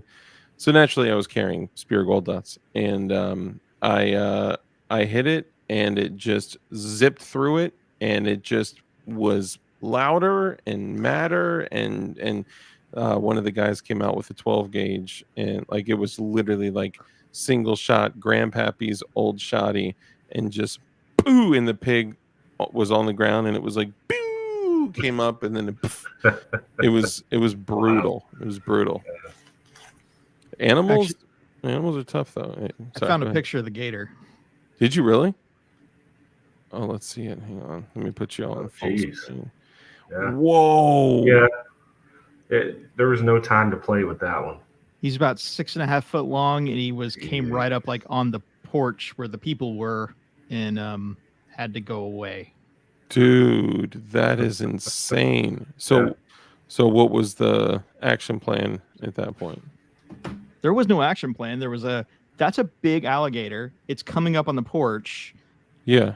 John pulled his Glock 19, and alligator was no more. Yeah. Oh, okay. All right. So it was like you just drew boom, boom. Would you double tap it, or what happened? Single shot? I don't remember. They were just, it stopped and I stopped. Was it one of those things where you just screamed until the gun went click? Something not quite that bad, but It Yeah. stopped No, moving, see, he and I stopped the stopped. threat. Yeah, He didn't see it Yeah. moving anymore. He was done. That was Yeah. It's kind of like I think how a lot of us think, like, if something happens, I'm gonna Mozambique this. No, if something happens, you're gonna be like, ah, and just Yeah, like straight screaming point until shooting. yeah, Yeah, dude. you A might lot of not times, scream. Some people just, I don't know, man. yeah. Everybody's different, but be When I surprised. when I drew my handgun, um, I screamed, but it was for that young gentleman to stop what he was doing. And Mhm. then luckily in the final moments of almost the final moments of his life, in the final moments of him approaching me, he finally did realize, because when you have a gun trained on you, you have like a square inch that you can it's not easy to see in the dark. He was under the influence. I Mhm. mean, all you saw was this and me screaming, and you got like an inch and a half, like, by an inch. And he finally realized, hold on, you said you'd shoot me in my, oh, and then he finally got down. And that was a 40 Yeah. cal. 40 cal did save my life, unfortunately, but and fortunately, but I did not have to fire a single shot. Man, I guess there's a couple situations where these all of these things kind of add up to you. There were points when, like, getting in the car, I would take my gun out because it wasn't comfy, or like, I would get home and take my gun off as soon as I got home, and it just I learned, like, man, these moments you can't plan for, a aside from always having a gun on you. Like, even right now in my home talking to you right now, granted, I'm, sitting here in like shorts and stuff, but I have a holster that I can wear with or without a gun belt, and the Fat Tack holster is awesome too. You can carry it very, very low, even if you're a big guy. And yeah, I carry 24/7 now, even when I sleep. The only time I don't have a gun on me is in the shower, which is And that's where you keep probably your shower gun. Yeah. I mean, yeah, literally. that's I the have purpose of it. So I got one of those Walmart that I don't currently have it set up now because it was actually not a good idea to use a 38 revolver, but like a $5 or $6 waterproof thing in the camping aisle at Walmart. It's like almost like those old pencil things. You would keep like your pencils in and stuff. It's got a rubber O-ring. Put that in there with some paracord in the shower. Close that bad boy up. It's a waterproof camping piece of equipment. Super cheap. Keep your gun in there, and you can also keep those FGX polymer knives in the shower too. You can put those in your potted plants out front, wherever you may need it. I want to make some wax birdshot slugs. Those are ouchie. There's a Interesting. there's a bunch of stuff. Have you ever messed with Yeah. yeah? So I've got my ballistics gel block. I've got a high speed camera. I need to go do this. The first time I saw it was about 11 years ago. What's his name? Tao Flurmus on YouTube. Tau Whatever. Flatermus, yeah. He's the one that showed me. So like here is, I'm gonna make my screen big. So this is not great footage, but this What the is heck? ballistics gel. It's not making you pay. Oh, there we go. Look It at that. just liquefies. Yeah, that's It amazing. is. It's insane, man. It's insane. I actually have a bunch pre-made. I would be happy to send them to you. Yeah, those wax slugs are ridiculous. So one of the cool things about those, and it's just insane. That footage is nasty. One of the things that I learned is that so basically you could do it a couple different ways. You could either do actual bird shot, or you could do the number 4 buck, which is it hits very hard, but it's not as destructive. It's more focused energy. But what I learned is doing wax slugs with like um, paraffin, whatever, paraffin wax or whatever, or candle wax or crayons. It does work, but if you take them back out in the field, sometimes they can get a little melty. So what I started using was a glue gun. and that holds them together a little bit better. And when those things hit, man, I mean, it's basically like shrapnel city. They explode. So I mean, it's frangible. That's really kind of Yeah. what it is. It's just Yeah. all that energy dumps, doesn't over penetrate. It's all right there, man. It's Yep. crazy. Yeah, I'm probably sitting on like a couple dozen of them. I would love to send them out. And you know what? There's probably a bunch of people here that don't know what we're talking about. Do you want to kind of run through quickly like how you would put one together? So yeah, I mean, there's tons of videos on YouTube. Shockingly, some reason I'm banned, but that's fine. Yeah. Yeah, I so know. they basically just melt down some type of paraffin wax, candle wax, whatever wax you have. You mix that with your bird shot, and you pour that back into your shotgun shell. It solidifies, and they shoot great. So, cut the top off your shotgun shell, or if you load them yourselves, however, pour that bird shot out, mix it with all the wax, pour it all back in, make sure it's nice and packed and flush. Yeah. One of the things I did was because the wax kind of melted, I was like, oh, it would be a good idea to seal the top with a glue gun. And when I did that, I sealed the top with a glue gun. I was like, ooh, hold on. So then I started looking up like glue gun slugs, and they were just as nasty, man. But they just don't Not as melt in the temperature field. sensitive. Exactly. Yep. And honestly, like I shoot, I load my own 37 millimeter rounds, and I use a metric ass ton of glue, from the glue gun with that stuff. Do you do 37 millimeter rounds at all too? I do, yes. Yeah. Sarge, do you mess around with that stuff at all? No. Dude, it's so fun. I've only been a 40 mic guy. Oh, of course. You have the special Charlie's golden ticket. What do you do is sell your soul. Yes. I know, that's it, right? Give away my firstborn. Yeah. What are you doing, like less lethal rounds, or like wooden blocks, or what kind of stuff are y'all running through the 40? Combination, man.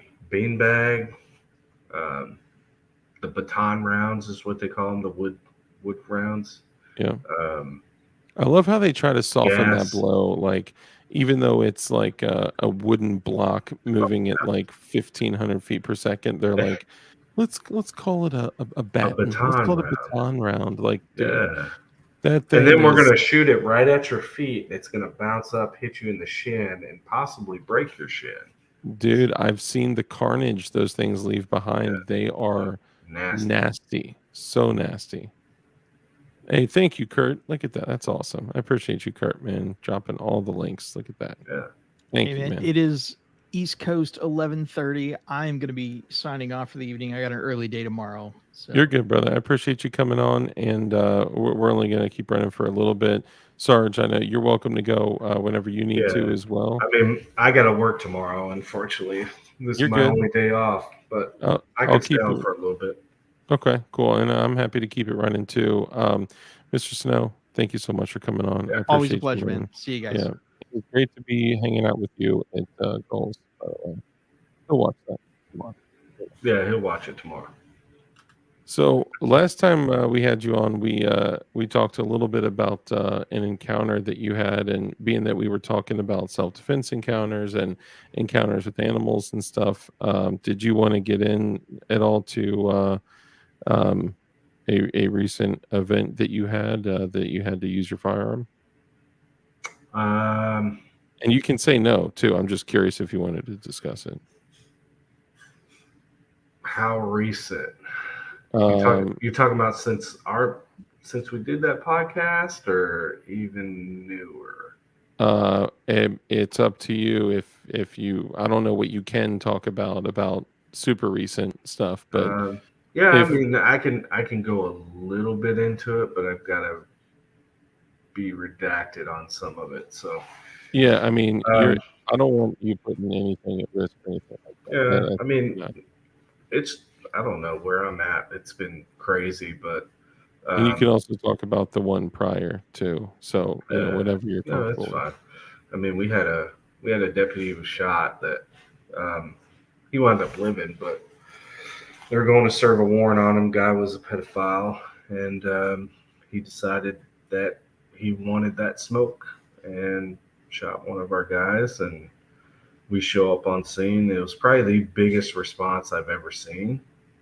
Wow. And between multiple agencies, I mean, even the Fed showed up, which is, I mean, they always want to show up, but this was pretty significant.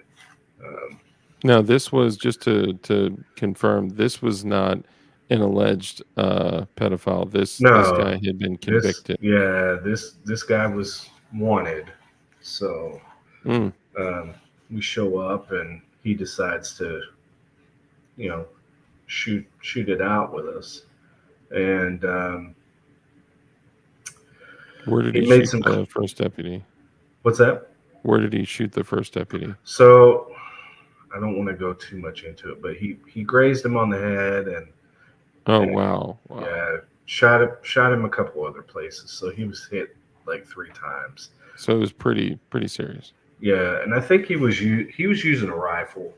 I believed it to be an AK, but I mean, I wasn't close enough to be in that proximity as far as the investigation side.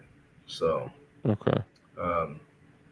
Yeah, but I mean, for him, he made it out.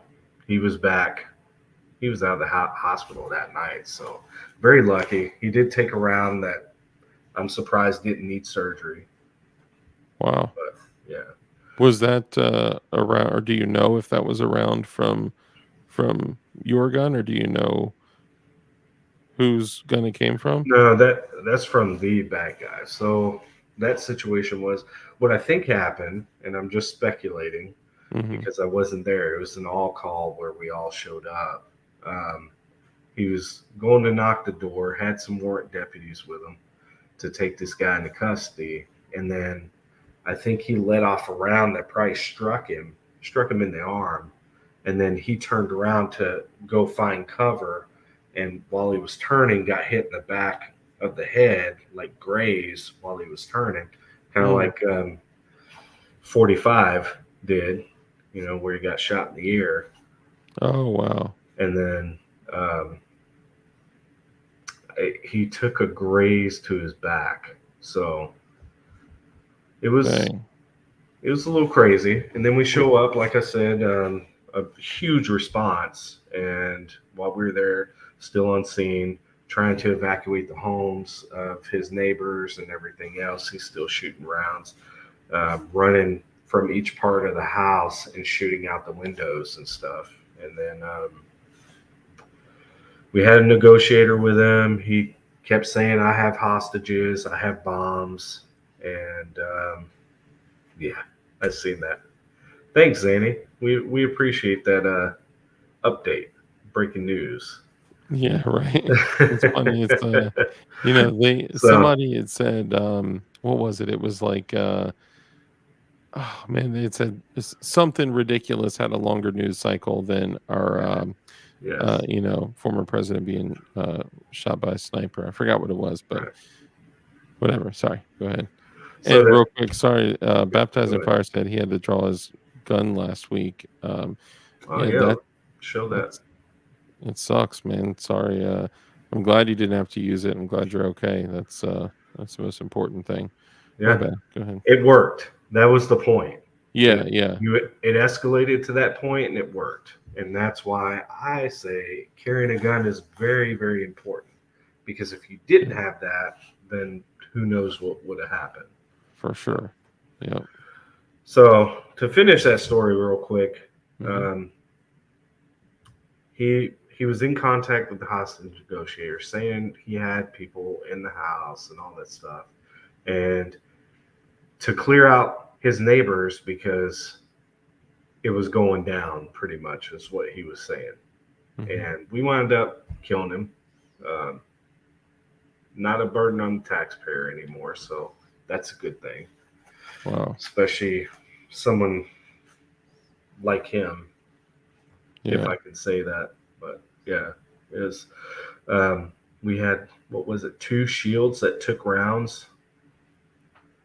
Dang. So he was letting off rounds at y'all while Yeah, you he was guys just, approach. yeah, he was just, yeah, it was pretty crazy.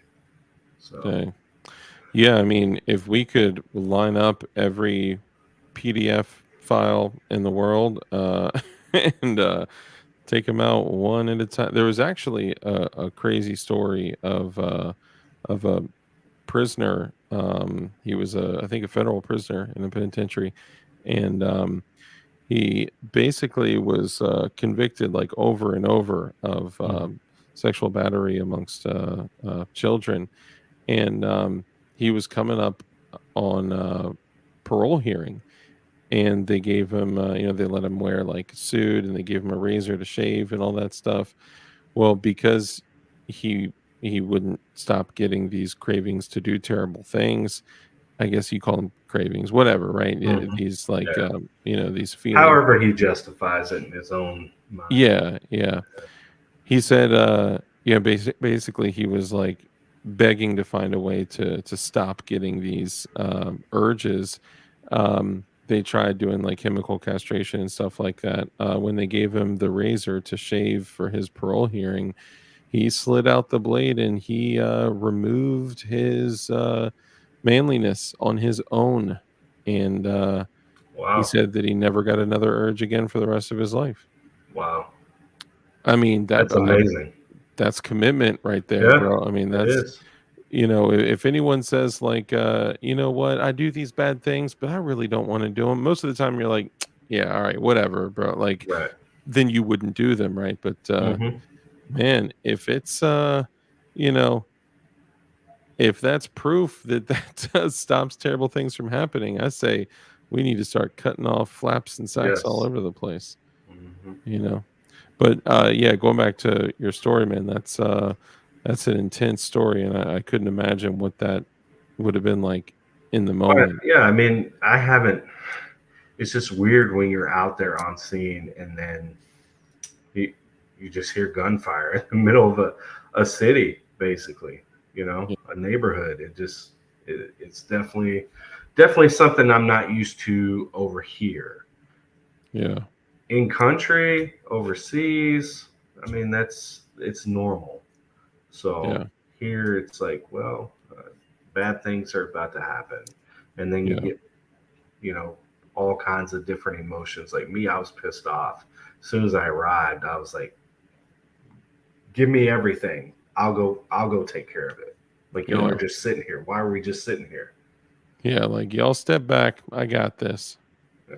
I mean, Have Have you ever 40 Mike somebody with a less lethal? mm-mm.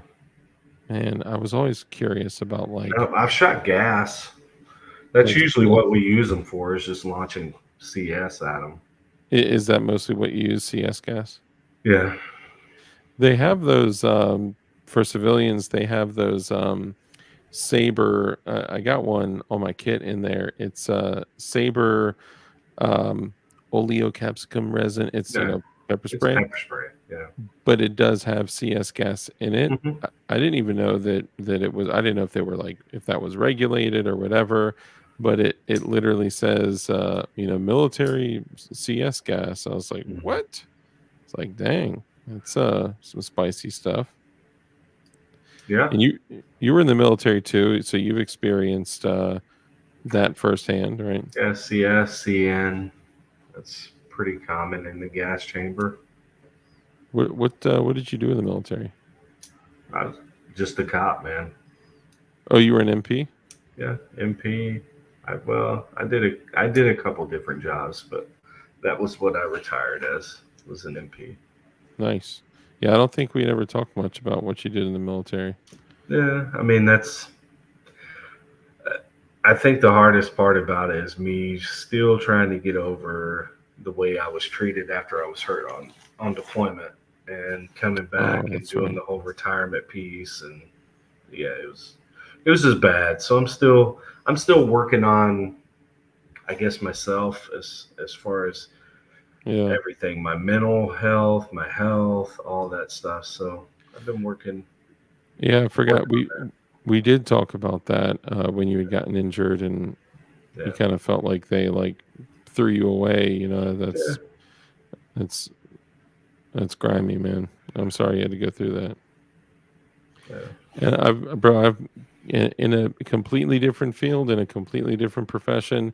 I'll tell you what, I experienced something really similar, and even though it's very different, in some ways it's similar, and I think honestly, I'm still, dealing with it in some ways. It's difficult to, digest stuff like that, especially when knowing you probably gave every single thing and every part of yourself Yeah. to that, Yeah. or to what you did. Well, I mean, I think about it when I was young, when I first put on the uniform, and this would date me because I wore BDUs Mm, and had to polish my boots and all that stuff. So that kind of dates me. But whenever I put that thing on, how much pride I felt, like whenever I took my oath of enlistment, like that was the most serious thing that I've ever done. So um, even now, I mean, every time I take the oath of office for, because every 4 years, election time, we we get sworn in again because we're county. So mm. um, and I take that serious, just like I did with the military. The the LE side still the same to me. The Constitution is the Constitution. So Yeah, yeah. That's rare too. A lot of law enforcement dudes don't see, but I civilians. I think the bad thing is that we don't get to see the ones who do, Yeah, for and sure. you'll be shocked at how many of them do. It's interesting that you say that because the tags on my car expired October of 2022, and Uh, I have been able to meet lots of law enforcement over the last couple of years. And dude, I'll tell you what, man, I was really surprised that most of them were super chill. They were super kind, yeah, and some of them even thanked me for carrying a gun. And I was just yeah, like, "Whoa." Like, it shifted my, experience from older experiences from, like, when I was a kid and stuff. It was totally different, but I was also yeah. kinda like a dirtbag kid, so, Well, I I get mean, it. I'm not gonna lie. Where I grew up and growing up in the system and everything like that, I kind of know that side. Mhm, So I had a mistrust for law enforcement, mhm. and it was until I put on the uniform and I was like, I'm just gonna do it, and I'm gonna do the best I can at it, and maybe I'll change some people's minds, and I have. I have. There's Yeah, been quite a few people that I've encountered that were like, we thought you all wanted to just shoot people and beat them up and violate the rights, and I'm like, nah, I'm not. I don't have time for that. Prison's not going to work so well for me, so I'm definitely not violating your rights, so my rights can get violated. I'm good. yeah. I mean, the best case scenario from violating rights, especially nowadays, things have kinda shifted a bit. Best case is a huge career-ending lawsuit, you know? Yeah, yeah. So And I mean, I've already been sued, but that was based on the Fourth Amendment. really? Yeah, you remember that? My shooting that Oh, I yeah, was yeah, in? yeah. That's Yeah, right, yeah. he sued me for $500,000 because I violated his Fourth Amendment rights by using excessive force when he shot at me and I shot him. So, That is yeah. insane, dude. That's nuts. Do you think the times that we're in had anything to do with the way that went down? Like, do you I won't say that because I like, mean maybe if it happened possibly. 5 years earlier, do you think it would have ended the same way? No, he'd probably be in jail and not free. He's free right now? Oh yeah. He only spent enough time to be processed in, Wow. and that's it. Dang. Yeah, yes, Bob. And DD Cooper had a question. Angry Sarge, have domestic policing forces become fully militarized? I'll be honest with you. It's like opinion based, right? In my opinion, I don't think we have enough, not only equipment to do our job, but training to do our job and do it correctly and efficiently and all of that stuff. I mean, for me, I don't think they are. Is there similarities? Yeah, but we're facing a different threat now than we were back in, the 90s, 80s, 70s. It's a completely different thing. I'm having to worry about some guy that's going to use an AK or an AR or anything else. Like my guy used a 30-06. So no matter if I was wearing a plate carrier like I am now, it's not going to stop a 30-06. It's just not. So uh, to me, I don't think we have enough. And maybe that's just me saying this from my personal experience. But I mean, I I, pay for my own gear, if that tells you anything. yeah, yeah. I've heard a lot of like police officers, sheriff deputies, and law enforcement officers having to buy their own gear. Even a lot of the dudes in out where Anderson Manufacturing are, they have to buy their own rifles, and that's Right. how they came out Yeah. with the Same front with line. us. So I think it's interesting looking at it through these different lenses, right? Like, I think if from the civilian perspective, um, you see like out where I'm at, it does look That they are. like yeah, like they're soldiers. I mean, Yeah. and I get it, right? Like, if I had to go out and every day, uh, potentially go up against some of the same things that they do, and you have, I mean, I would want to wear a plate carrier, and I would want to have a long gun and a shotgun, and I think it's the perspective of civilians that they see a police officer, and it's not just a uniform with a gun. It's Yeah. you know basically in full kit, sans the rifle. Yeah. And Looking like a SWAT guy. yeah, yeah, and that's, I mean, like, that's the uniform out here now is, plate carrier with the pecker dongle, and most of them are rocking like a thigh rig or similar Safari Land, and whole gun belt, AR mags on their carrier, and Right. um I mean, a lot of these dudes are rocking, you know, at least 90 rounds of AR mags on them, and then some of them are rocking like 6 pistol mags, between their carrier and their, Right. pistol belt, you know? And I mean, here's something to take into perspective is policing has gotten more dangerous, like I said, nowadays, right? I would never want my kids to do what I do, even though they may be great at it. You just, it's too dangerous. It just, I don't know, especially where I work, where there's been a whole lot of shootings. I don't know when I'm going to round the corner, coming into an apartment complex, and then somebody shooting at me with a Draco, and then all I've got is nothing. Yeah. I'm already behind the curve, so Mhm. if I want to engage them, I got to engage them with my pistol. So I'm not even Yeah. on the same playing field at that point. So, how seriously do you take your personal training? I'm Look, I'm highly trained. I'm highly trained. I'm a former SWAT guy, and I know there was a comment made earlier, but about me being bigger. Yes, I was hurt. I'm I do work out, believe it or not, but I can't run, unfortunately, because of my injury. I So mean, that's, once you've been injured and, uh you don't recover the same once you're not brought back or restored to the same condition. I mean, I put on a bunch of weight, after some life changes, and mhm, it yeah, sucks, but I'll tell you what, man, for a big dude, I could can move if I need to, Yeah. but And I mean, as far as the training goes, like I've always been serious about that.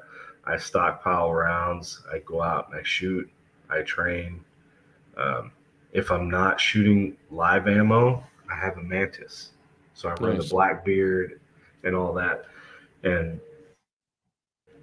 I mean, I'm doing something, which is what everybody should be doing.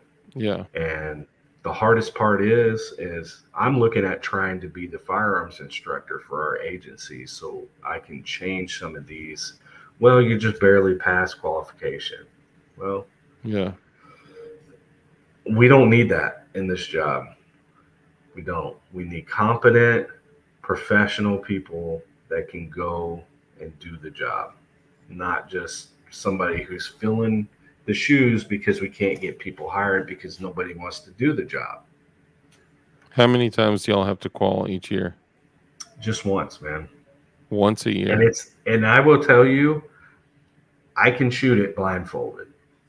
If you Yeah. put the target in front of me and then you did all the distances and all that stuff, I could literally blindfold myself and shoot it. It's that simple. It's Wow. not hard.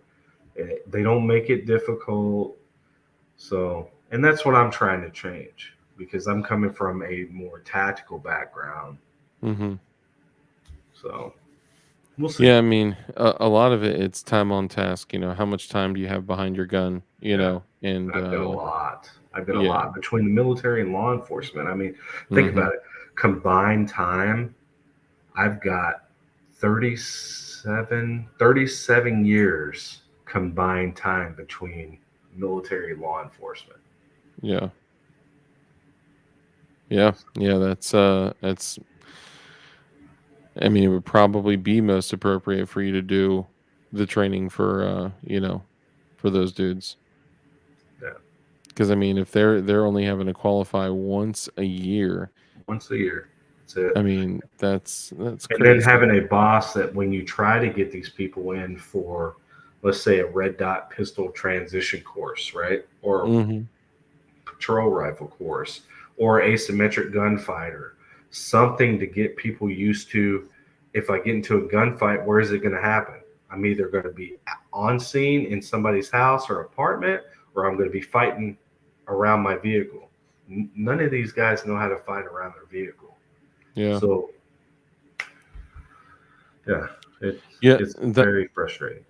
Yeah. That's another thing too. Being able to and there's a couple differences. Like if somebody takes a class on gunfighting in and around a car, even if you take one course a year, that still doesn't bring you anywhere near to where I mean, that's No, like your office. yeah, So the likelihood that you're going to be engaged, and you see it all the time, you see these, police videos where, excuse me, where, they go to do a traffic stop and, dude unloads with like a Glock with a yeah, switch and it's just yeah, like, do, do, do, do, do, do, do, and like yeah. tearing them up. There, And there's that this thing's a one. coffin. Yeah. Yeah. It is a mobile coffin for sure. Do you watch like ASP, Active Self Yeah, Protection? Those yeah, guys? I've watched his stuff, John. Yep. Yeah. Yeah, I do. He's a good guy too.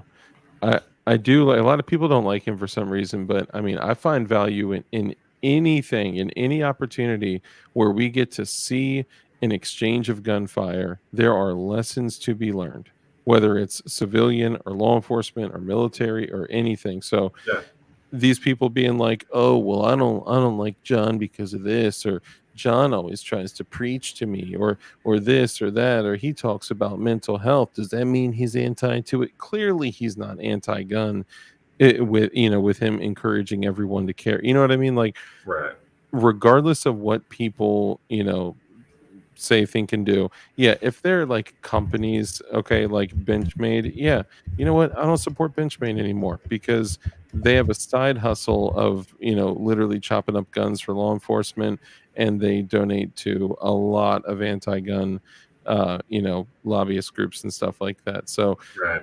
I understand, like, I don't want to buy knives from them anymore, but not watching videos that could literally potentially have even an impact on saving your life or preventing you from getting into an exchange. I just see any time where there is documentation of an exchange of gunfire, there are lessons to be learned. Yeah, You know, I agree, 100%. yeah. Who's the perpetrator on the left? Not familiar. I know that's me. That's the joke. You guys got it. Red Dawn, what's up, brother? Good to see you. Um, Yeah, well, look, I appreciate you and I appreciate what you do, and you definitely are the difference when you look at law enforcement, man. Like hearing, the stories, hearing the things that you've done to like inform people of their rights, and ask people why they're not carrying a gun, and Yeah, it's and I do that a lot. And they look at me, they're like, "What?" And I'm like, "Look, okay, let's just be honest with each other. Let's have a real, honest conversation. Do you think I'm going to be right around the corner when you call? How far away you think?" They're like, "Oh, well, at least maybe 30 seconds." I was like, "Have you ever been in a fight with somebody that was mhm. 30 seconds? You're like gas. So in 30 seconds, which I can tell you, I'm not going to be there in 30 seconds unless I'm right around the corner. Yeah, you're like what, 7 to 11 minutes or so. Let's What's let's just talk about my backup on my shooting. The first unit that arrived was 8.5 minutes oh after we called shots fired. man, So, and that's that's me asking for help. yeah. That's why it's important for you to carry. That's why it's important for you to be confident and competent in your firearms as well, because you may only get one round to stop that Yeah. gunfight. Yeah. And for dudes that don't carry an extra mag because, like, oh, well, there's statistically no evidence of you needing to reload. Okay, what if your first mag shits the bed? What if you bust one Yeah, shot and your entire base plate falls off and rounds yeah, start falling out of your exactly. grip? You know what I mean? Like that, there's no reason to not have extremely quick access to another magazine. And honestly, it should be sub 2 seconds. Yeah, yeah, That's the other thing, is like we never, even as civilians, we never talk about like par times, right? Like if you're doing drawing from concealment, it should be under 1.5 seconds draw to first shot. mhm, If you're doing draw to first shot from like an open, like overt rig, like a safari land, it should be sub 1 second draw to first shot. You should be able to go from low ready right with a rifle, low ready to your first shot, sub 1 second, high ready to a first shot, sub 1 second. Bill drill with a rifle, sub 2 seconds. Bill drill with a handgun, draw to the end of your sixth shot, sub 2 seconds. These are all things that we as civilians, if we're going to take on the commitment of carrying a firearm, that we need to get to. And this isn't something that I got to like this week. This is something that's taken years, years, dozens of holsters, dozens of setups, doesn't like it takes a lot, thousands and thousands and thousands of rounds of ammunition. So yeah. even if people like are like, okay, well, I carry a gun, but I'm not like, you know, really certain about my performance. I just carry it for just in case I need to point But and shoot. if they can just get off the X and Hmm. create space, that gives them a little bit more time. For sure. Yeah. That's and all and you it got to do. may not be time to draw, like Yeah. drawing may, you know um put a lot of attention on you. You may, so Hmm. it really depends on the situation, right? But Yeah. I do think it's important that we kind of communicate standards, set standards, Yeah. similar to how law enforcement does, right? Like you need to be able to do X, Y, and Z. I like how difficult are those things that I just shared compared to the qualification each year for law enforcement? Dude, I'm telling you, I can do it with my eyes closed. It's that simple. It's There are time requirements because it's usually like, okay, you're gonna fire 2 rounds, reload, fire 2 rounds, and you have 6 seconds to do it in, which for somebody that doesn't train, 6 seconds is fast. Yeah. But to somebody that does train, 6 seconds, I mean, I'm knocking my stuff down in 3 half the time. Yeah. So yeah, and like Sarge said, like Fluffy Bunny said, distance is huge, and also knowing when not to draw, right? Like, I mean, I've literally seen, videos where people are like, I have a gun on me to save my life. Bad things happening. I need to draw my gun. And it was just the wrong time. And that, I don't know why, but like, I always had this fear of like dying with my gun in my holster. mhm. And it's like, man, it, I think that's kind of been one of the things that's like pushed me to train, and some of it is being in some of those situations. I'm sure in law enforcement you experienced way more than I have, but like if anyone out there has ever felt like totally powerless, right? Like that moment where you may have not had a gun on you, or you may be carrying a gun but not had it on you in that moment. Once something happens where you felt totally powerless and just like God has extended his grace on you and you survive that situation, Mhm. whatever it is that just kind of clicks in you, you're like, I am never going to be caught lacking again, Yeah. ever, you know? Yeah. And just a caveat too, like when we're talking about times, my shooting with my patrol rifle, that was sub 3 seconds for 10 rounds at 90 feet. With me shooting the rifle out of the guy's hand and still putting a round in his gut and not seeing him. I'm shooting into a trailer. All I see is the rifle just pointed out the door. Wow. So, and I zippered it up. Like, Yeah. I don't know, man. Did you even have time to like get a sight picture, or you just I remember seeing my dot on my aim point. Mhm. I remember seeing that. Yeah. And just following it. I just guessed. I saw the gun and I started shooting from there. Shot the gun up and then I just started zippering it up the door frame. Yeah. So Not a bad tactic at all. Angry Sarge, are most of the guys in your department tactically sound? nope. Wow. 2 of us. 2 of you? And there is one that is SWAT qualified, but I don't trust him. So one thing I've heard when I go to like classes and stuff like that, even like I like, this may seem cheesy, but I like doing basic pistol and basic rifle all throughout the area because you learn something different from different instructors. And so I've done a bunch of those, also done intermediate, advanced gunfighter. But one thing that I've heard when I see law enforcement officers in their training, I've seen a lot of the same ones in different classes. Some of them are like, man, like y'all train more than we do, you know? Um, is that, do you see that that's like a common thing that, some civilians are training more than law enforcement? I mean, with the availability of classes and people paying for it, I can see that. Yeah. Are those dudes seeking out training on their own, or only a couple of guys, like you said? Um, yeah, it's there's a few of us out there that are, Mm, but on the civilian side, I mean, you're starting to see that uptick in it, which is good. It's yeah. something I encourage.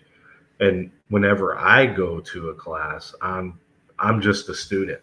I don't say anything. Like if they look at me, they ask me a question, I'll say something, but I'm there to learn. Mm, Even if I already know it, I'm gonna pick up on something that maybe I didn't know and I yeah. can add to my toolbox. And then there's some times where I get a bad instructor and I take all those things that I've learned and stick them away in the toolbox is what not to do. For sure. Yeah.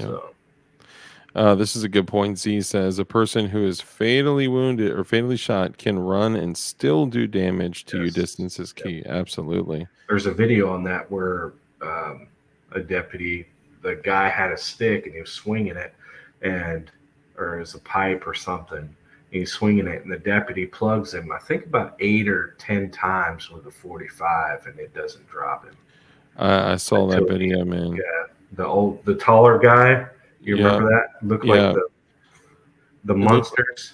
Yeah, it looked like he like may have been homeless, but didn't he have like a Yeah. suit jacket on or something like that? It was I weird. believe so. Yeah, he was doped up on something. That was the only thing I could think of, because he put all those rounds pretty much center mass. Yeah, and he just ate them. Yeah, I think, if I'm not mistaken, I think I remember like 12 rounds going off. It was something crazy. yeah. See, And it's just Coop like, mentioned that. By the way, I saw Eagle Run popped in, yeah, Eagle Run is a great dude, man. and Dead VK. man's Hey, run. VK. Hey, VK, good to see you. Aegis Gun Care says SWAT qualified is such a subjective term depending on the department. Yeah, Oh, that's agree. true, because it could vary from department to Yeah, I department. mean, he was qualified. He worked for a small rural county. I did too. But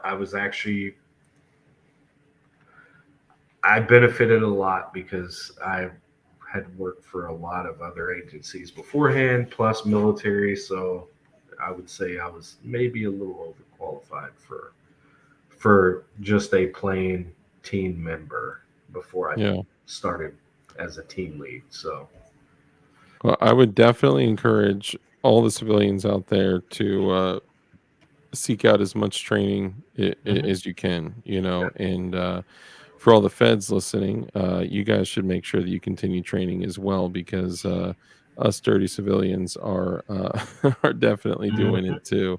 But all jokes aside, man, I really appreciate you coming on.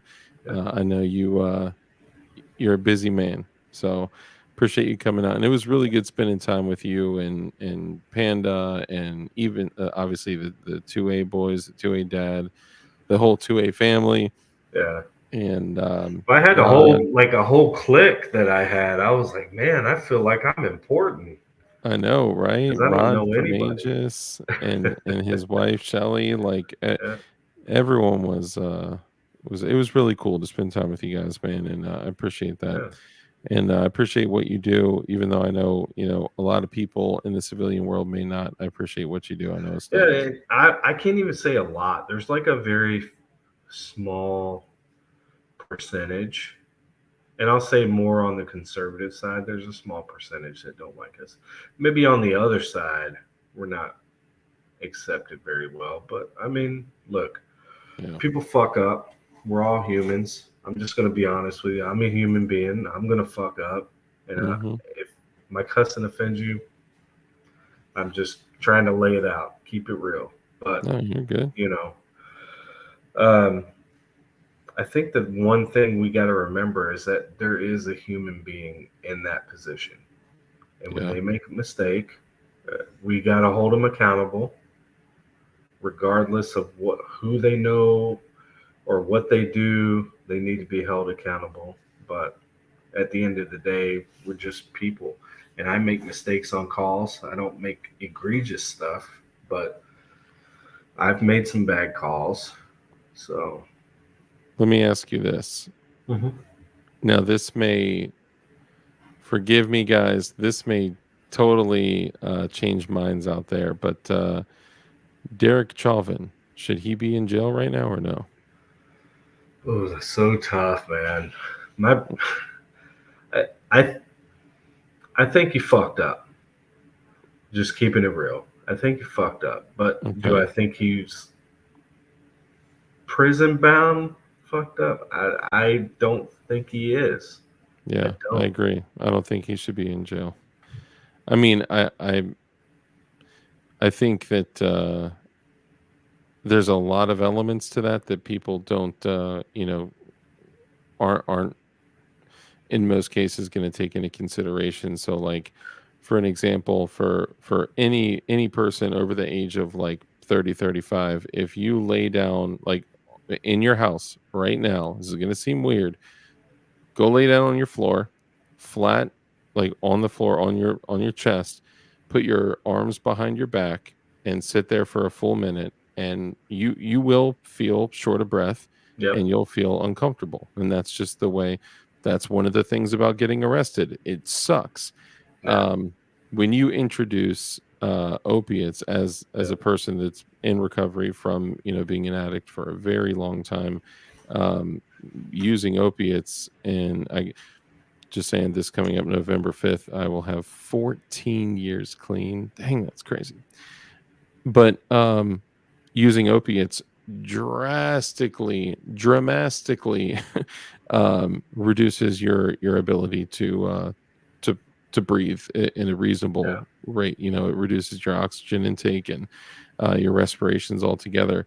So you add those things together, and then you add the fact that I think he was trying to destroy, and I believe this has been proven, but I think he was trying to destroy evidence by eating it.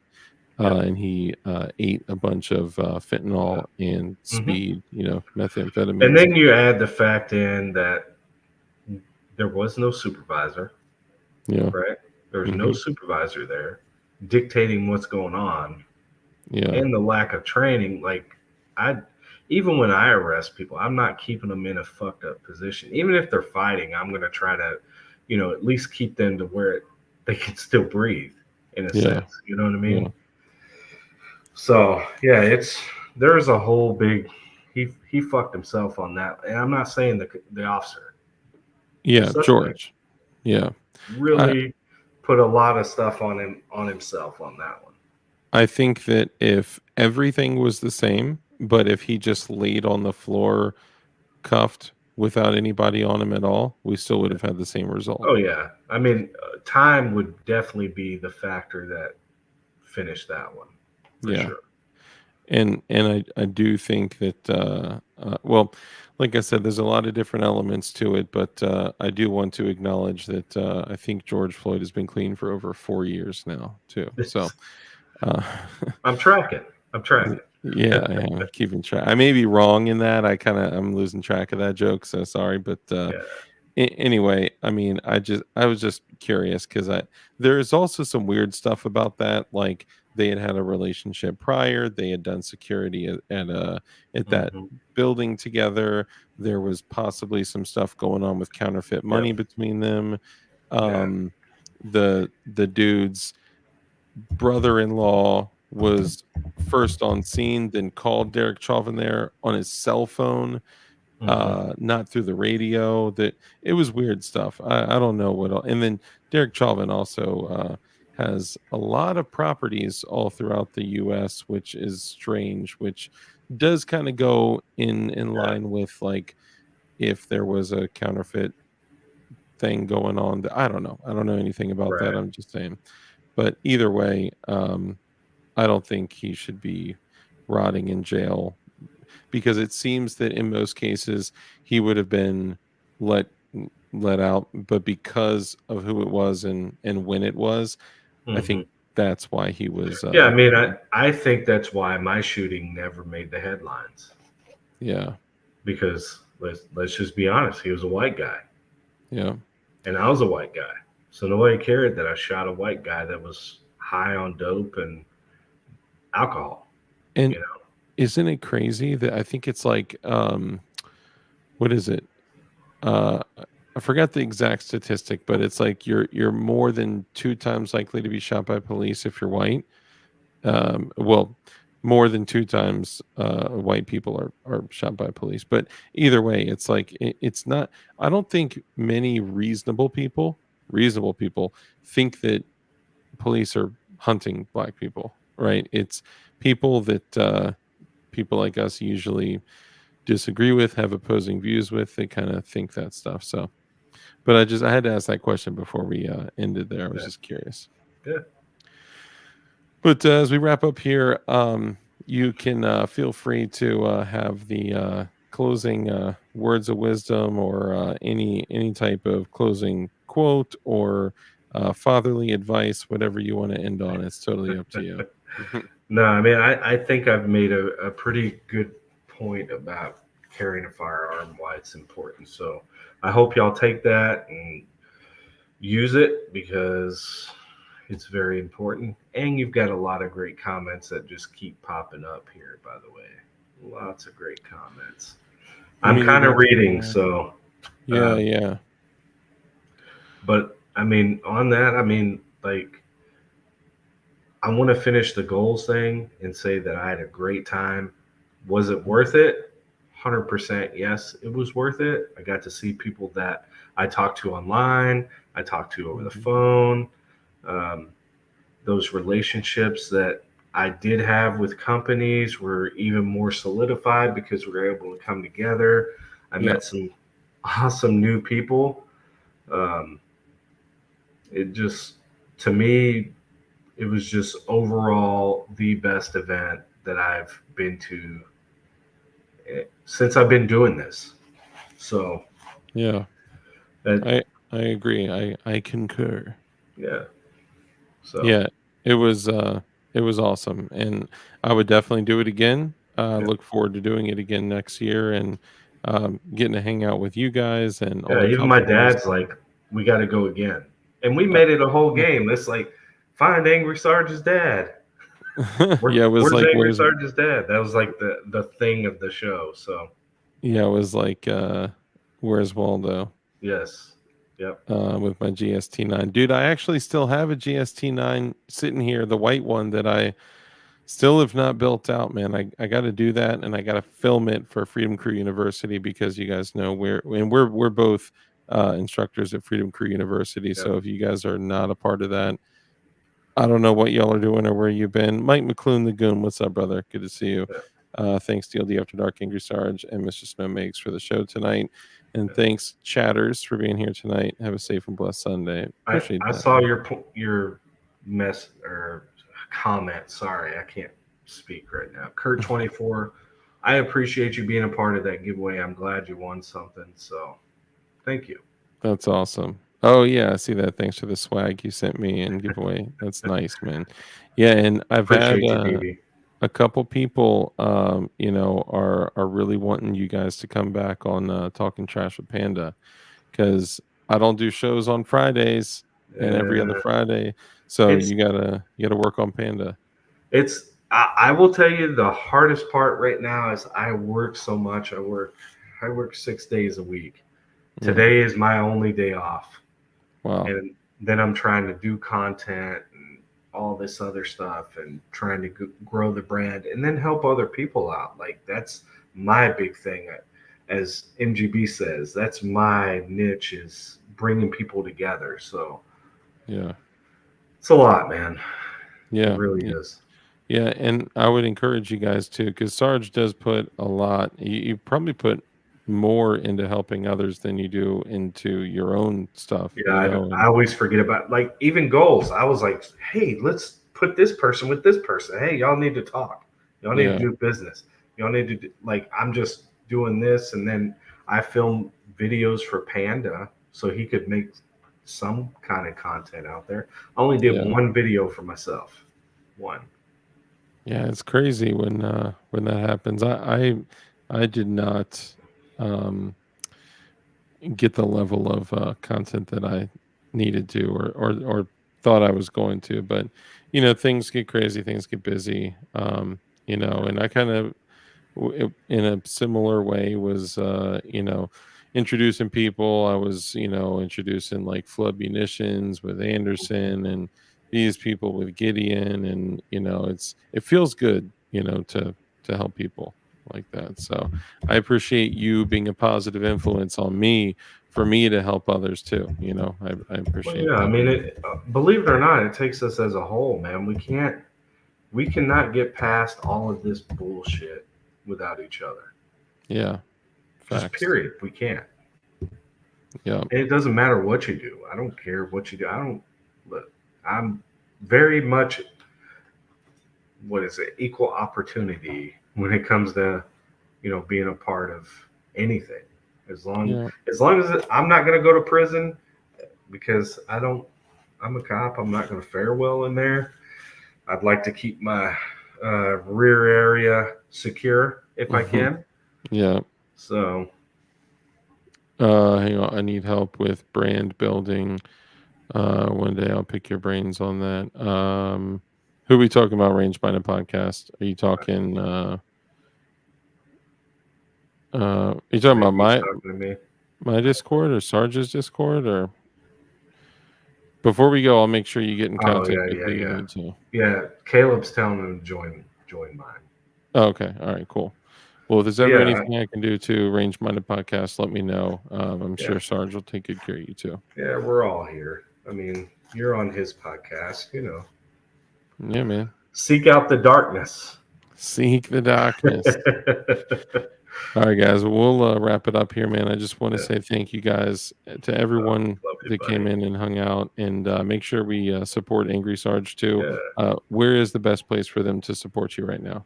The most active place I'm at is Instagram, but if you hit my link tree, if you go over to my YouTube, which is at Angry Sarge, I don't know. Yeah, I think it's hold on, let me see. I might have the handle of Angry Sarge G01.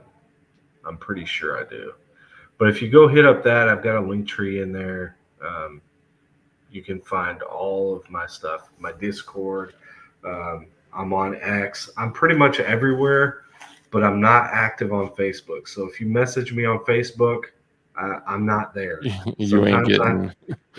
Sometimes I might get on there, but I'm not a fan of that. And Marconi, thank you. Marconi's the man. I was on another screen. Did he drop your channel? Hey, nice. I was just looking it up. I'm like, how in the hell does someone else have youtube.com/AngrySarge and they got no videos, no subscribers, no nothing? Like, come on, give that to my man. Come on.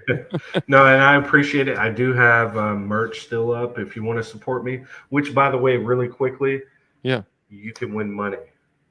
Like, I shit you not, I've been giving away money to random orders. And then there's a patch set that if you get it, it's the OG patch set that there's only 50 sets, but it puts you in the running for $500. Dang. So if you want to support me, go to Angry Sarge HQ, buy my merch, help me out, and you might win some money. And I'm like serious. I'm handing out random money. I think I've given like $1,200 out so far. So, what? So hold on. So if you go to, you said angrysargehq.com? Yes. So I Angry think that's Sarge right. Caleb? HQ. Let me see.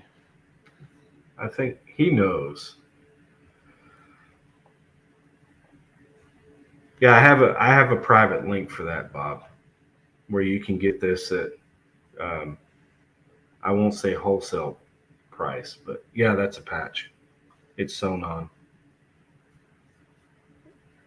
So angrysargehq.com doesn't show. Let me see what Caleb says. Yeah. He's good with that. He's my nerd. Mildly upset Sarge appears to still be available. You can all day long take it. Take it. All right. Let's see what Caleb says. Okay, well, I don't see it yet, but Angry Sarge. That's what we're trying to figure out. Angry Sarge. So it's in my link tree. So when you pull up the link tree, you'll be able to see it, and it has the merch and all that stuff. So. Okay. So, and your link tree is on your YouTube? Yeah, you can get it on my YouTube. You can get it. Oh, see, Kurt pulled it up, dude. He's fast. Dude, he's good, man. He is solid. Yeah. So go there, support me, win you some money. Like I said, and this is how it works. Every 10 orders, somebody wins. So it's not like I'm going to wait till everything's sold and then I'm going to do it. The only one I'm doing that with is the 50 set of patches. So. Dang, man, I may have to go. Yeah. So if I go and buy 10 sets of patches, then I would win something. If you get the OGs. If you get the OGs. Or if you buy just 10 different things, it comes up in the order that way. It doesn't matter. As long as it's a different order number, So within that 10 set, you could win some money. So, dude, these I'm gonna tell you, my people, especially when you throw in the idea of winning money, they're gonna be all over it. Like they're gonna sell out. So that's what's up. I And appreciate that yeah, a man. lot. For So, sure. And even like Marconi, man, like I was just, telling my guys like I needed a strike EMP, right? And instead of just going and getting one on eBay or Strike or wherever, and to be real, I probably could have hit up Strike like, yo, send your boy an EMP. But I went right. to Marconi's website and I bought one just to support him. Like we need to make sure that we do little things like that to support each other. Well, and you've got some good companies here. You've got Marconi, you've got Mhm. Aegis. Like, Yep. I kid you not, I buy so much Aegis stuff. He's just like, dude, stop it. And I'm like, I can't help it. And I give it away. I just buy it and give it away. Yeah, it's very good. There you go. It's perfect. It's Mhm. outstanding. Yeah, it's really good stuff. I highly recommend it. Seriously, the lube is like the best smelling stuff in the world. So make sure that you guys support Marconi, Aegis, yeah, go get you a Aegis. slide or Magwell. But I'm telling you right now, the slide is 1,000% on Oh, point. bro. If I was literally just talking to him about it the other day. If I had one of the slide and barrel combos, like I would pull shit off of a frame just Right. I would make it work, man. Those things, if you guys have not seen it, you need to go to his Instagram and see it. He is like doing some next wave type stuff, man. His slides, the V1 is gorgeous. I got it Yeah. here. The V1 And there's still one more Angry Sarge edition slide. Oh, is there still one more? Still one more. When you look at his slides, it looks like the Ferrari kind of lines. Like it's It is. Well, crazy straight looking. Lambo. Lambo Yeah, stuff. Lambo. Yeah, it's like it's just enough detail that it's like I really encourage you guys to if you are in the market to buy a slide, it's pure fire. And the V2 is even cooler, and it's got a whole port cut out between, like the slide is the port, and then or the comp, and then there's ports in the barrel. It's so nasty, but you guys got to see it. The V2 is sick. And what's the code?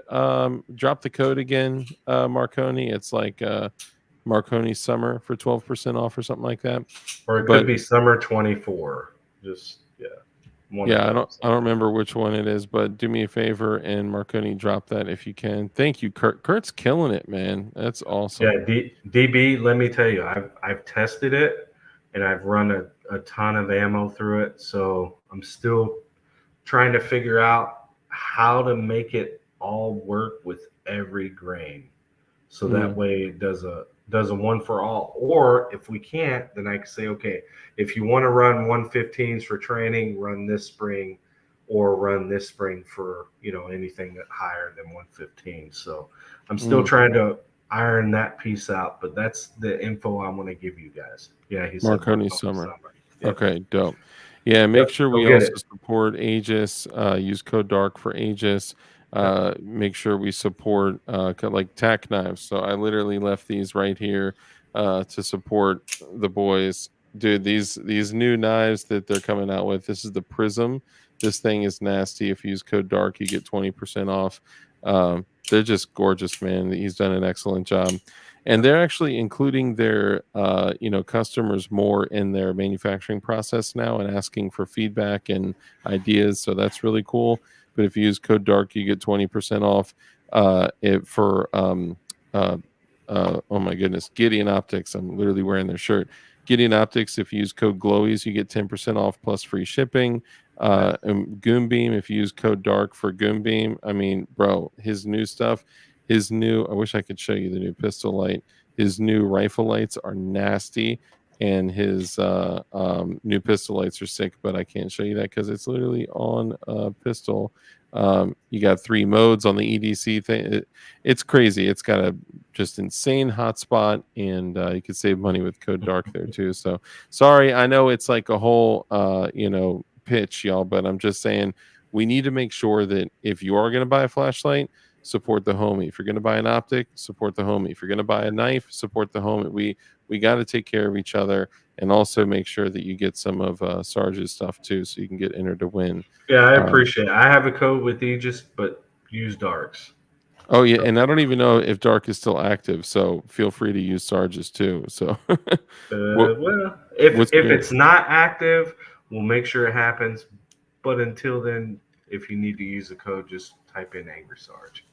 Okay, so Angry Sarge. Yep, that's it. So try Dark or Angry Sarge if you're getting Aegis, and either way, it's supporting the family. So, yeah, we appreciate all you guys. And as we close here, guys, I'll let you know, man. Right now is more important than any other time ever. It's important that you get right with your family and get right with God, and make sure you are focusing on preparedness. Make sure you're focusing on water, food, shelter, security. Stack your ammo. Ammo is community. This whole thing that we have right here. Yeah. That's what's going to matter when it falls. Yeah, for sure. And make sure you have a way to communicate with the community as well. And if you're not already building a group, I recommend that you get as close to a 6-man team as you possibly can, as fast as possible, without sacrificing trust and integrity in the people around you, because that's super important. Yeah. He said, shit, let me fix this code. Okay, fix the code, whatever you got to do. Both codes are active. Okay, cool. Awesome. And look, guys, the only way for us to continue, being the best versions of ourselves is if we hold ourselves to a higher standard, a higher level of accountability, and that we have standards and expectations of ourselves as men. We're supposed to do what's right, do what's righteous, stand up for what's good. And just because you're men and you're men of God, that doesn't mean that you're just supposed to turn the other cheek. We're supposed to be warriors for God. So I encourage all you guys to hang tough, like what was that band back in the day? New Kids on the Block. New Kids on the Block. Hang tough. Get your training and stack up your ammo, and remember the rules. Rule number 1 is to be kind. It's so important that we're kind in everything that we do. That brief interaction that you have with somebody else, it could have a massive impact on their life. So be kind. Rule number 2 is to live a life of care, compassion, contribution, give to others. When you bless others, you become blessed, because a hand that's open to give is open to receive. And then rule number 3, because we know the only way for us to defeat evil is with good men skilled in violence, make sure that you're becoming as highly skilled in violence as you possibly can be, and be safe, be dangerous, and keep that thing on you. And with that, ladies and gentlemen, we are out of here. Angry Sarge, I appreciate you so much for coming on. Mr. Snow, thank you for coming on. You too. Mm-hmm. And I want to share, I shared this last time, I want to share this one more time. My brother shared this with me. He says, you can't truly call yourself peaceful unless you're capable of great violence. If you're not capable of great violence, you're not peaceful, you're harmless. An important distinction. So remember that. Ladies and gentlemen, we're out of here. Thank you again. Thank you, Sarge. And we'll catch you on the flip side. See y'all later.